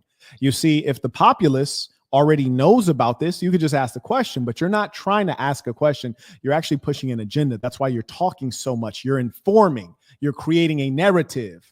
Because if this is actually important to the populace, you can ask the question because they already know the background. And so what he's doing right now is creating a narrative. A video message telling your supporters to go home. Is there anything you regret about what you did on that day? See, that's the actual question. All he should have said as a moderator was, on this date, is there anything that you regret having happened at the Capitol? That's it. You just said a thing that isn't covered. Peacefully and patriotically, I said during my speech, not later on. Peacefully and patriotically. and nobody on the other side was killed. Ashley Babbitt was shot by an out-of-control police officer that should have. I don't know who Ashley Babbitt is, but whether it's a male or a female, whoever it was, that's quite a name. Shout out to Jamal. He writes, for your time and input. I appreciate that. May I also acknowledge Ilrude writes MDB 2028. Listen, that'll be the year of the revolution, you see, because we are in a time where mental health is in such, it's so uncommon that you find people who are mentally well that a popular vote cannot lead to a good outcome, because what is popular is mental illness. What is common is people being messed up upstairs. So it is impossible within the context of our democracy to elect someone who is truly upright. It's impossible. Never, ever shot her. It's a disgrace. But what about her? Remember, in fact, she said at the beginning, well, I'm surprised you're not talking about the border yet. That's because she knows what a bad job they've done. What about those people? When are they going to be prosecuted? When are these people from countries all over the world, not just South America? They're coming in from all over the world, David, all over the world. And crime rates are down all over the world because of it. But let me just when are those, David, when are those people going to be? Shout out to Chuck. He writes, support from Little America. Peace and says, man, Canada's suffering, man. Y'all got that effeminate cat Trudeau. He's done such damage to Canada. If I recall correctly, I think Canadians are earning like only 60% of what Americans are earning, which is extraordinary because Americans feel like they're not earning enough. Economy suffers under socialism. Prosecuted. When are the people that burned down Minneapolis going to be prosecuted? Or in Seattle? They went into Seattle. They took over a big percent. Ask her that question. You were the president. You were watching it unfold on television. It's a very simple question as we move forward. Oh, this is the first time he's asked somebody to answer a question twice. Take note. It's the first time the moderator has pressed the speaker and said, you didn't answer the question. Kamala's not answered the question to date. But now he all of a sudden feels the need to press him. And you'll also notice that they send in the white guy, right? They send in the white guy to go at Trump. Think about that. All of this stuff matters. The optics matter. All of it matters. Toward another election. Is there anything you regret about what you did on that day? Yes, sir. I had nothing to do with that other than they asked me to make a speech. I showed up for a speech. I said, I think it's going to be big. I went to Nancy Pelosi. And again, so the moderator is actually doing more damage to Trump than the actual debater, Kamala Harris. And I want you guys to take note of that. Kamala can't fight her own fights, so they're sending in the moderator to help her out. Shout out to Carter. He writes, peace of saints. I've realized that these debates are nearly meaningless. People who have chosen their side will not hear what the other has to say, and they'll be incapable of listening through their bias. This is a fact. This is for both sides. But the liberals are increasingly living in lies and delusion. Yes, liberalism in America is a mental illness. There's just no doubt about it. It wasn't done by me. It was done by others. I said, I'd like to see reject. So Trump should actually just be really brief on this so that we can go on to the next topic. He should like literally ignore it or be brief on it or say, I already answered the question. Next question. Right now, he's actually not thriving. And that's why in that debate tactics course, I not only tell you what you need to do, but also I tell you what you debate tactics course is a communications course. I tell you what you need to not do. Sometimes silence speaks volumes. And when you start elaborating, that's not the position of a boss. Kings don't explain to peasants. You did. If Nancy Pelosi and the mayor of Washington did their jobs, I wasn't Question. I was at the Capitol on January 6th. And now here she is with her dry ass voice. They try to cook Trump right now. It's like a team effort. It's definitely a 3v1. Law enforcement officers were in churches. We're not too on blood wars. in Charlottesville. That story has been, as you would say, debunked. Laura. Whisker. So he still believes he did not lose the election that was won by President Biden and yourself. But I do want. No, this is crazy, yo. They got to get Tucker Carlson to host the next one. Shout out to my racist boy, Tucker Carlson. He's a racist, but he definitely is an intelligent gentleman. I want to ask you about something that's come up in the last couple of days. This was a post from President Trump about this upcoming election just weeks away. He said, when I win, those people who cheated, and then he lists donors, voters, election officials, he says, well, attempts as their election. Now And I'm I think it's funny how they're talking about something that Trump did that didn't really or something Trump was supposedly involved in that didn't really lead to anything. No real consequences. You know, there's supposed to be supposedly an attempted putsch, didn't lead to anything. But letting 21 million illegal immigrants does lead to a lot of strife. It's led to lives lost. It's led to decrease in quality of life. It's led to entire apartment buildings being taken over by Venezuelan gangs. It's led to kids in New York and Chicago not being able to attend school, missing out on their education. So being that that is the case, why are we not discussing that, and why are the moderators not pushing that agenda? I think it's fascinating that they're having an extended conversation on something that's largely irrelevant. I tell you that I have traveled the world as Vice President of the United States. Oh, but you didn't travel the world before that. So how'd you become vice president? And world leaders are laughing at Donald Trump. Listen, I'm almost mad. Shorty, you have us in World War III. Okay, we're in World War III because of your administration. And it doesn't matter to us who world leaders laugh at. The question is, when you look at your bank balance, do you want to laugh at yourself? And that is often the case under your administration. I have talked with military. War must end.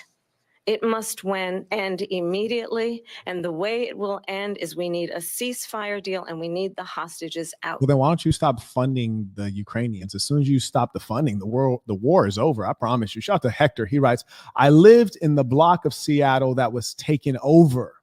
The fact something like that was ever allowed to happen is ridiculous. I experienced the whole thing firsthand. Drugs, murders, and destruction of businesses were rampant. That's wild, bruh. You see, that's the thing that matters. All this other stuff they're talking about, it's pure distraction. And so we will continue to work around the clock on that. Work around the clock, also understanding that we must chart a course for a two-state solution. And in that... Oh, here we are. So I think this is the Israel section. Israel always gets a section of debate so that both candidates can get on their knees and praise their undying loyalty. Shout out to Carter, comes in by Venmo, writes, thank you, Mr. Burden, for giving an example of what a strong man is every day. Leader, well-traveled, well-educated, well-spoken, paid well, well-dressed, and many more wells. Peace of the saints. I appreciate that. Shout out to the real ones. That solution, there must be security for the Israeli people and Israel, and in equal measure, weak and wrong. I shared with him American intelligence about how he could defend himself. Days later, I went to NATO's eastern flank, to Poland and Romania.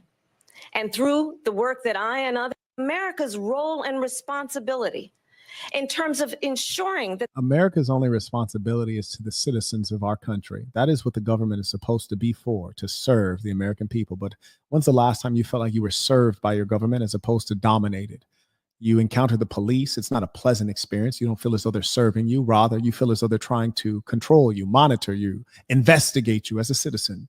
You go through our airports and they search you up as though you're coming through the southern border, which is ironic because if you did come through the southern border, they wouldn't search you.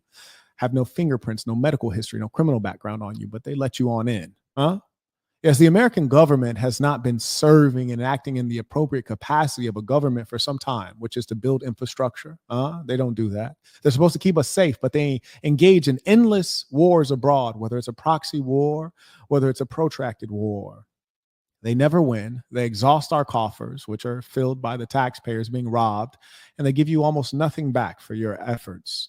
Your effort to be obedient, sheep-like, your effort to pay your taxes at all costs because you've been indoctrinated with a false idea that everything is negotiable except death and taxes, which is nonsense.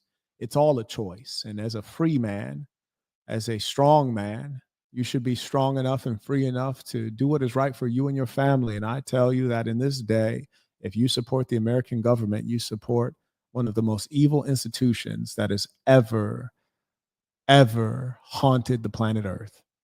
That there is stability and ensuring we stand up for our principles and not sell them for the benefit of personal flattery. Here's the comical thing. She's trying her best to sound impactful, but when you don't have any bass in your voice, it's quite hard. Of this debate. I want to move on to Afghanistan. Stoltenberg said Trump did the most amazing thing I've ever seen. He got these countries, the 28 countries at the time, to pay up. He said, I've never seen, he's the head of NATO. He said, I've never seen. For years, we were paying almost all of NATO. We were being ripped off by European nations, both on trade and on NATO. Talk about it. And I also want to shout out to our white supremacists that we have on the internet. And many of them are YouTubers that you guys listen to. For those of you who aren't white, you guys are hilarious imbeciles. But all these white supremacists you listen to, they're always trying to say, oh, you know, we're European. No, you're an American white. You're not a European white. This is a significantly different thing. I've spent a lot of time in Europe. You're not European, and most of you are mongrels anyways. You're of mixed blood. That's why you call yourself white as opposed to Italian or German or Norwegian or Swedish, what have you. So you don't have pure blood. And furthermore, from a cultural standpoint, Americans are radically different than Europeans. So many of you are lost. Those who would purport to be white supremacists in this day are so dim-witted. They have neither philosophy nor understanding of their own, their intellectual forefathers in that movement. Most of the true racists, you see, even of the United States or of Europe, they would look at the people today, like one of these racists today, he's like half Mexican and half Italian. It's like, you're a white supremacist? Like, come on, bro. Like, this is laughable. But you guys are entertained by this stuff. And then you have other persons who purport to be black. They don't look black at all. It's like, you're clearly not black. And then they start using the N-word with the hard R. And I'm all about freedom of speech. I don't think people should be prevented from using the N-word with the hard R. But I do think that you'd be wise to not want to associate with such a low person. You see, racism is a sad thing that you see typically exercised by those who, as an individual, they feel inferior. The only way that they can feel superior is by associating with a greater group that has merit. But the comical thing is to associate with the white class as a superior class in this day is laughable because the white societies are all in decline.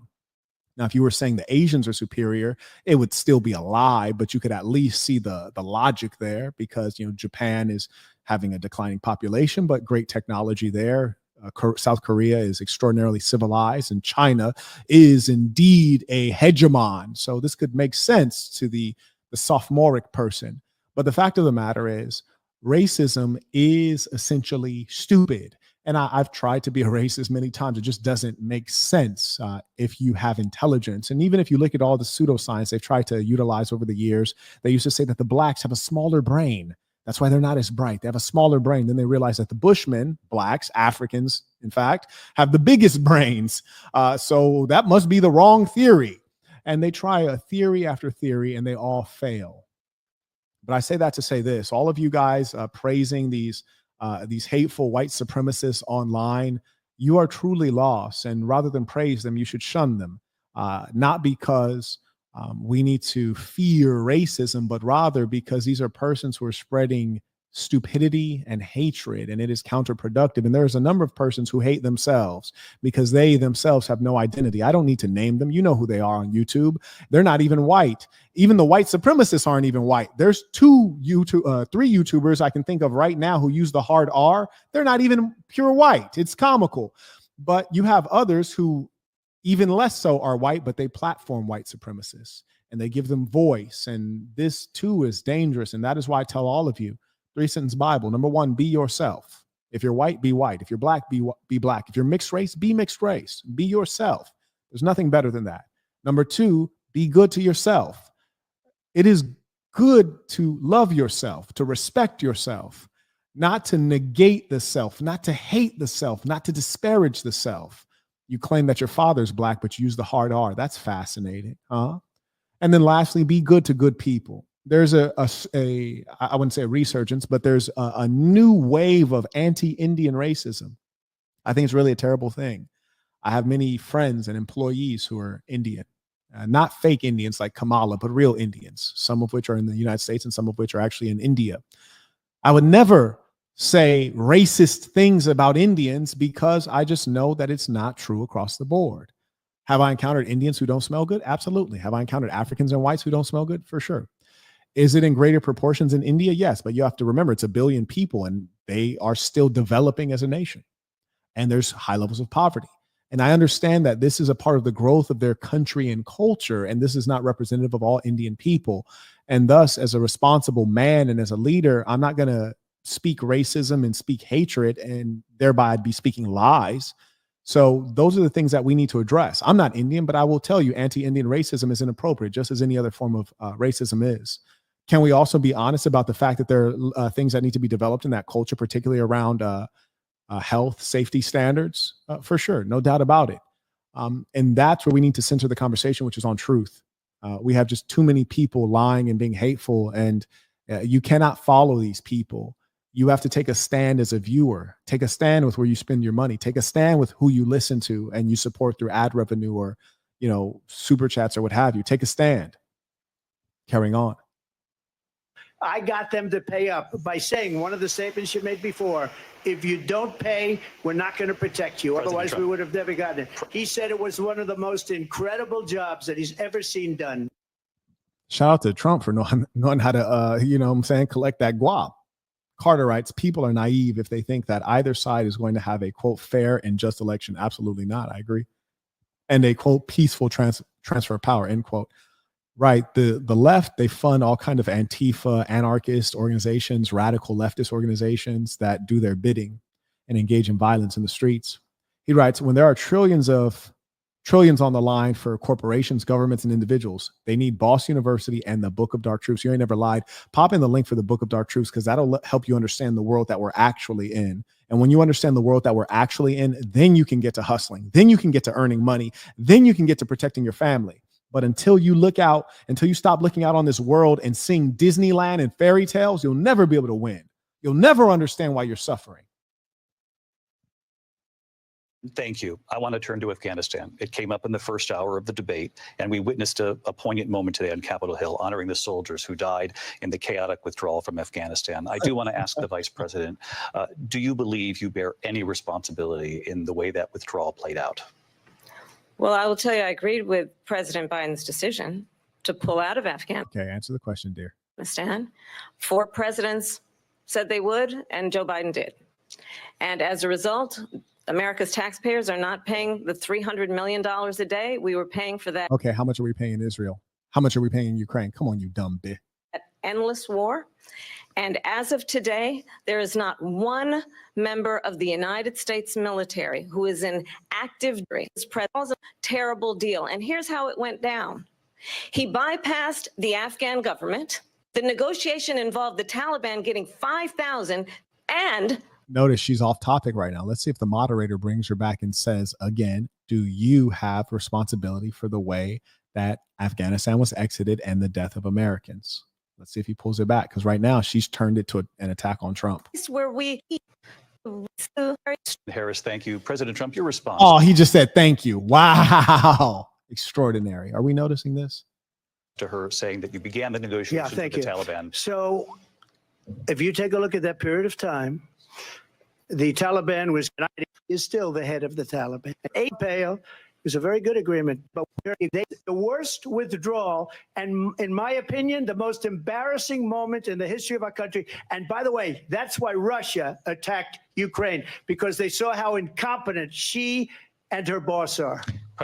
I like how he did that. That was really impactful, because he's drawing together a string of bad decisions here. So from a logic standpoint, anyone listening with brain cells should say, oh, that's a good point, Trump. They showed that America is weak and ineffective militarily. So then that emboldens our enemies. Not that Russia is in fact an enemy, not an enemy of the American people. Maybe the American government has selected Russia as an enemy. So he's connected these two things, which I think was actually quite clever. It may not be true, but it was clever. It's a good debate tactic. Furthermore, when he says that that's why Russia invaded Ukraine, the truth is, just in case you're curious on the truth, and this is why I'm objective, because I'm not just co-signing whatever he says, the truth of why Russia invaded Ukraine on their special military operation, which is in fact operating as a special military operation as opposed to a war. Frankly, if I was Putin, I would have escalated it to a war immediately, and I would have tried to obliterate Ukraine rapidly to make an example such that my enemies would fear me. Because if they don't fear you, you will suffer, especially America, because the American government operates as a bully. See Muammar Gaddafi and Saddam Hussein in Libya and Iraq, respectively, as examples. So the point is, It is operating as a special military operation because civilians are not suffering. Kiev is largely untouched. And even the electricity is working fine in Kiev. Internet is working fine in Kiev. People are still shopping and eating McDonald's in Kiev. So it is operating as a special military operation as opposed to an all-out war. And the Russians are clearly weak because when you're not weak, you don't act weak. When, as the Master Sun Tzu points out, defense implies lack. Attack implies abundance. Well, the question is, why haven't the Russians been very aggressive and truly attacked? Ukraine is an inferior foe. Why haven't they just wiped Ukraine out and just really escalated? Because they're scared of what will come after it, which is America, which is a dying power just throwing haymakers. And that's what they're scared of. President Trump, thank you. I want to move on now to race and politics in this country. Mr. President, you recently said of Vice President Harris, quote, "I didn't know she was black until a number of years ago when she I didn't either. happened to turn black. And shout out to her husband, who's stark white. And now she wants to be known as black." Right. And why we're playing race politics, I don't know. But if we're going to play race politics, Kamala, don't show up being like half Indian and then half Jamaican, neither of which are foundational Black American. And then also have a white husband, but you're so pro-black. Like, don't play that with us. You heard me? You see, in my case, you might say, Marquette, we've seen you with Indonesian girls, French girls, Korean girls, African girls, Black American girls, Dominican girls. Like, are you pro-black? I am pro-black, but I'm not going to play games with race. I always tell you, I'm not a racist. I judge people based on their values. And I really believe that I am all races, all the religion rolled into one and the goodness therein. Now she's showing up like she's Harriet Tubman. Now, if you're going to show up like you're Harriet Tubman, don't show up with like, but be married to the slave master. Like, I just find that strange. I want to ask a bigger picture question here tonight. Why do you believe it's appropriate to weigh in on the racial identity of your opponent? Because race is critically important in every country, especially America. Come on, bro. Stop asking these dumb questions. Are you kidding me, bro? Shout out to the Fiend. He writes, "I agree. We are in revolutionary times. I got over 40 raps that puts the rebellion back into hip hop. I'm pretty sure I also get shadowed." I hear you, bro. Don't, and I don't care. I don't care what she is. I don't care. You make a big deal out of something. I couldn't care less. Whatever she wants to be is okay with me. But those were your words. So I don't know. I don't know. I mean, and why is the moderator pressing him? But he never presses this broad. Shout out to Carter, writes, "Democracy is a government for the people and by the people, but the people have become foolish. I cast my vote, but I don't have faith that the populace will make the right decision." They never do. That's why we don't have a democracy. We, in fact, have a republic, but our republic has descended into a plutocracy. So it is a government run by the wealthy and wicked. Shout out to, he writes, "Saints, let your main focus be finance, fitness, and family, and be prepared for the revolution." Oh, indeed. And that's why we invite all of you to be a part of this thing of ours. Because listen, assassin or nothing. Hear me? Get with us, get right, or get left. Carrying on. and all I can say is I read where she was not black, that she put. I love the way bro said that. Let me rewind that. I'm about to max screen, my boy. Go ahead. Us. Whatever she wants to be is okay with me. But those were your words. And you know what? I'd go ahead and say, look, I'm a white man named Donald Trump, and I've been referred to as a Cheeto. Cheeto or not, I currently appear to be darker than Kamala Harris. So this is a valid question. You've seen blacks like Michael Jordan, right? There's a far gap between her and Michael Jordan. I'd actually like to say that I look more black than her. Words. So I don't know. I mean, all I can say is I read where she was not black, that she put out. Not black. And I'll say that. And then I read that she was black, and that's okay. Either one was okay with me. That's up to her. That's up to her. Vice President Harris, your thoughts on this? Well, why didn't he ask her, are you black? Like, and if anyone's wondering, what do we mean when we say black? We're not actually talking about black. See, Nigerians are black. You know, people in Botswana are black. People in Central African Republic are black. We're not talking about black. Haitians are black. Jamaicans are black. We're talking about, are you a foundational Black American, which is to say that you trace your lineage, your heritage, and your ethnicity to those who were brought to the United States of America through the transatlantic slave trade, the Mayafa, also known as the Black Holocaust. Is that where your blood traces through your history? That is what we're talking about. Are you a foundational Black American, which she is not, and neither is Barack Obama? That's the real question. I think it's, I mean, honestly, I think it's a tragedy that we have someone who wants to be president who has consistently, over the course of his career, attempted to use race to divide the American people. You know, I do believe that the vast majority of us know that we have so much more in common. Trying to divide us. Land, he owned buildings, and he was investigated because, let's remember, this is the same individual. So she's basically doing her best 1-2 to portray him as racist. I believe that Trump has performed very poorly in this segment. Shout out to Cam. And instead of backing down, he should have doubled down, because real N-words, you heard me, real N-words, they know what's up. Yeah, if he'd have said, you know what, nah, she's not black. Her father's Jamaican, which is not the foundational Black American. That's an island in the Caribbean. They have a different history. And her mother's Indian, which is clearly not black. So yeah, no, she's not black. She's not the same kind of black as Michael Jordan. She's not the same kind of black as Tupac Shakur. She's not the same kind of black as Medgar Evers. She's not the same kind of black as Malcolm X or Martin Luther King. No, she's not a foundational Black American, and that's fine. Neither am I. I'm a white man. She's Indian and Jamaican. So let's leave it there. Next question. That should have been the answer. Instead, he played softball and he took a major loss there. Who took out a full-page ad in the New York Times calling for the execution of someone who understands, as I do. She's going off topic right now. The question was about you being black. Now she's just talking about Trump's a racist right now. Is constantly trying to the language. Lindsay? President Trump, this is now your third time. This is the most divisive presidency in the history of our country. There's never been anything like it. They're destroying our country, and they come up with things like what she just said. Going back many, many years, when a lot of people, including Mayor Bloomberg, agreed with me on the Central Park Five, they admitted, they said, they pled guilty. And I said, well, if they pled guilty, they badly hurt a person, killed a person. Because there's nothing now. I built one of the greatest economies in the history of the world, and I'm going to build it again. It's going to be bigger, better, and stronger. Earl said the history of the world. Shout out to my boy. Carter writes, and she's not the same kind of black as Donald Trump. Free my nil. Bro, I'm telling you, man, in a real way. They're destroying our economy. They have no idea what a good economy is. Their oil policies, every single policy. And remember this, she is Biden. You know, she's trying to get away from Biden. I don't know the gentleman, she says. She is Biden. The worst inflation we've ever had, a horrible economy because inflation has made it so bad, and she can't get away with that. Thank you. Your time is up. I want to respond to that, though. I want to just respond briefly. Just told him his time is up. Her mic ain't even on, and she's saying, I want to respond, and here they are letting her.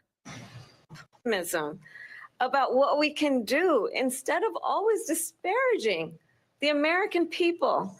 I believe in what we can do. She's one of the least inspiring persons ever. I mean, aside from Hillary Clinton.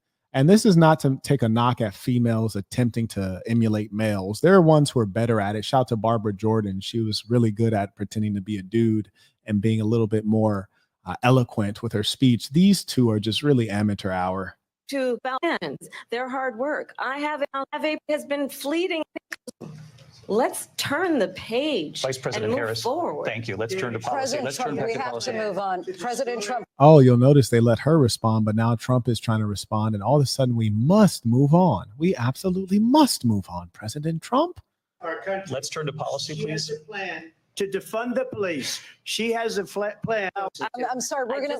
You have long vowed to repeal and replace the Affordable Care Act, also known as Obamacare. You have failed to accomplish that. You now say you're going to keep Obamacare, quote, unless we can do something much. Frankly, I'm not going to lie to you. I really don't find it fascinating. The policy on American healthcare, I think, is atrocious. And we're not really going to ever find significant policies that are going to benefit everyday people until we can start balancing the budget and stopping the endless war. So never will you actually have proper healthcare in America, even though it's affordable.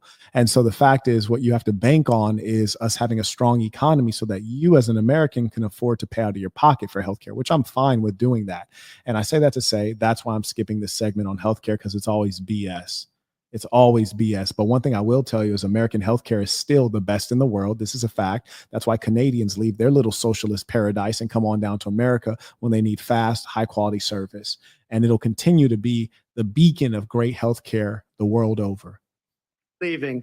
They're building big auto plants in Mexico, in many cases owned by China. They're building these massive plants, and they think they're going to sell their cars into the United States because of these people, what they have. One thing I want to state, and this is why I always remind you guys that you want business people in office. You want people who are well-traveled and very experienced. I've been around the world, filled up 4 passport books. What I see consistently is that Toyotas are everywhere on earth, Hyundai everywhere, foreign cars everywhere, but American cars, you only find them in some markets. You find that they're not as prevalent in Europe. You find that they're largely absent in Asia. And then you ask yourself, well, why do we let the Europeans and the Asians send their cars here, but they don't let us send our cars there? Wow. And then you look at places like Singapore, which have extraordinary taxes, or you look at a South Africa or India that have huge import taxes on American cars. And you're like, wow, people aren't playing fair out here. Given to China is unbelievable, but we're not going to let that. We'll put tariffs on those cars so they can't come into our country because they will kill the United Auto Workers and any auto worker, whether it's in Detroit. In fact, they refuse. You know, Biden doesn't go after people because supposedly China paid him millions of dollars. He's afraid to do it. Between him and his son, they get all this. That's one thing Trump would have been wise to do, is to really double down in talking about the crimes of Hunter Biden and the crony capitalism going on, and the fact that the Biden administration, Biden-Harris administration, have been complicit with crimes that they know have been committed. So it's like, okay, well, if I'm a felon, isn't Hunter Biden a felon? Why is he not in jail? The law does not apply equally with you people. This money from Ukraine. They get all this money from all of these different countries. And then you wonder, why is he so loyal to this one, that one, Ukraine, China? Why is he? Why did he get $3.5 million from the mayor of Moscow's wife? Why did she pay him $3.5 million? Crazy. This is a crooked administration, and they're selling our country down the tubes. President Trump, thank you. Thank you. We'll be right back with close. And that kind of damning information, that's something that Trump should have said way earlier in the debate and then referenced it consistently. These are the kind of things that I teach during my debate tactics segment on the Master Communicator course, because things need repeating such that people can remember them, but also believe them, because one of the flaws in the human brain is that when you repeat something, it can actually become truth. Do you know how many dim-witted people tell me that Trump is racist and they truly believe it? And then I say, oh, well, give me one example, not 2 examples, not 10, just one example of something racist he did. And then they can't explain. Do this.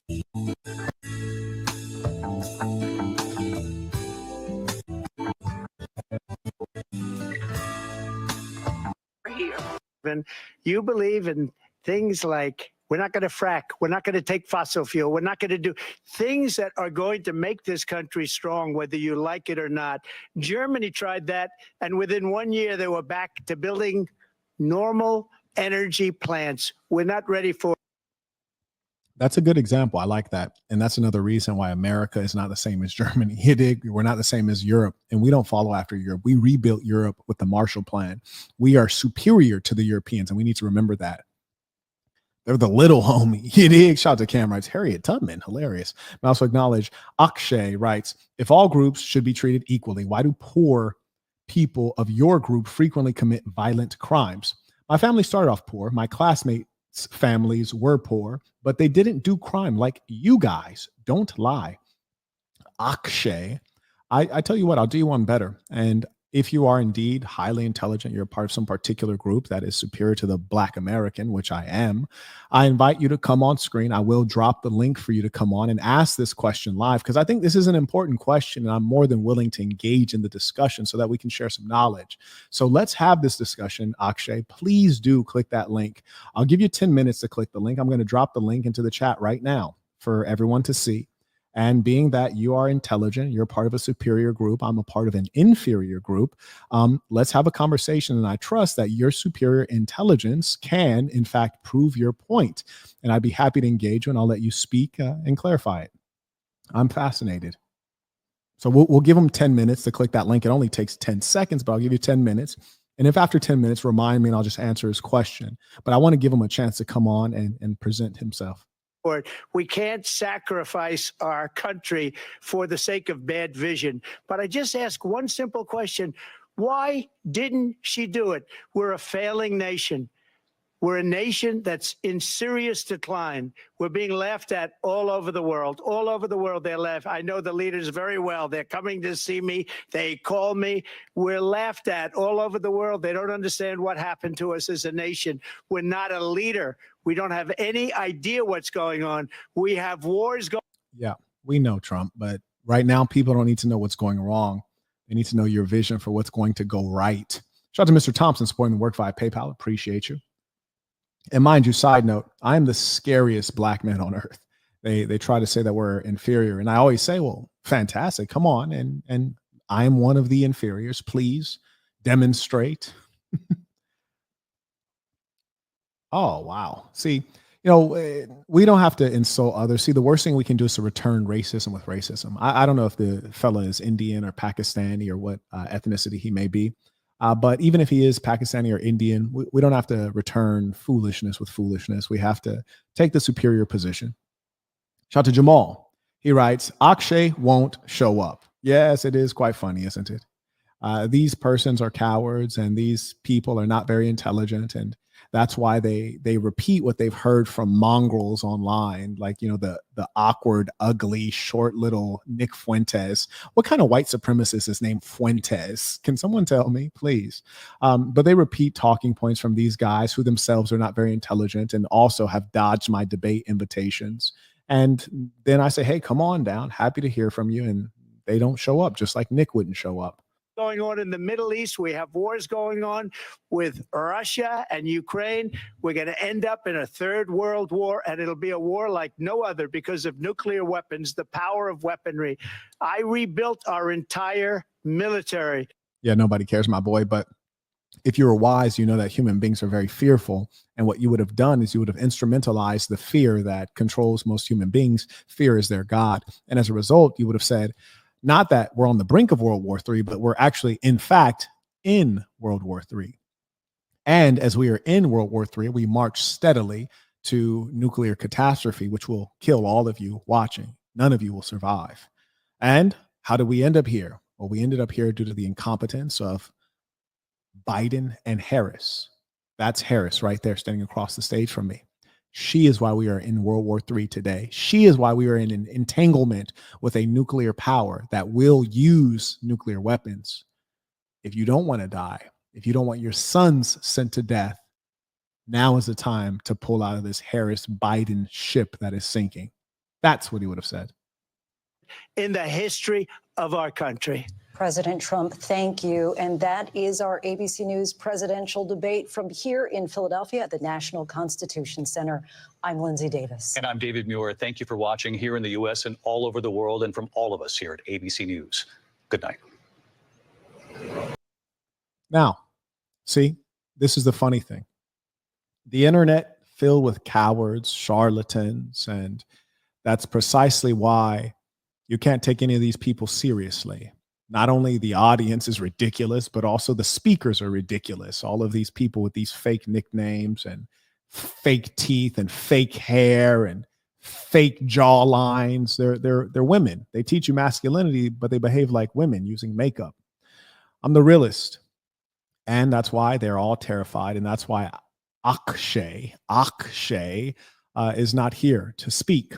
So, being that he has failed to present himself due to fear, and it's extraordinary when you consider that you're going up against someone who is inferior, should be an easy W.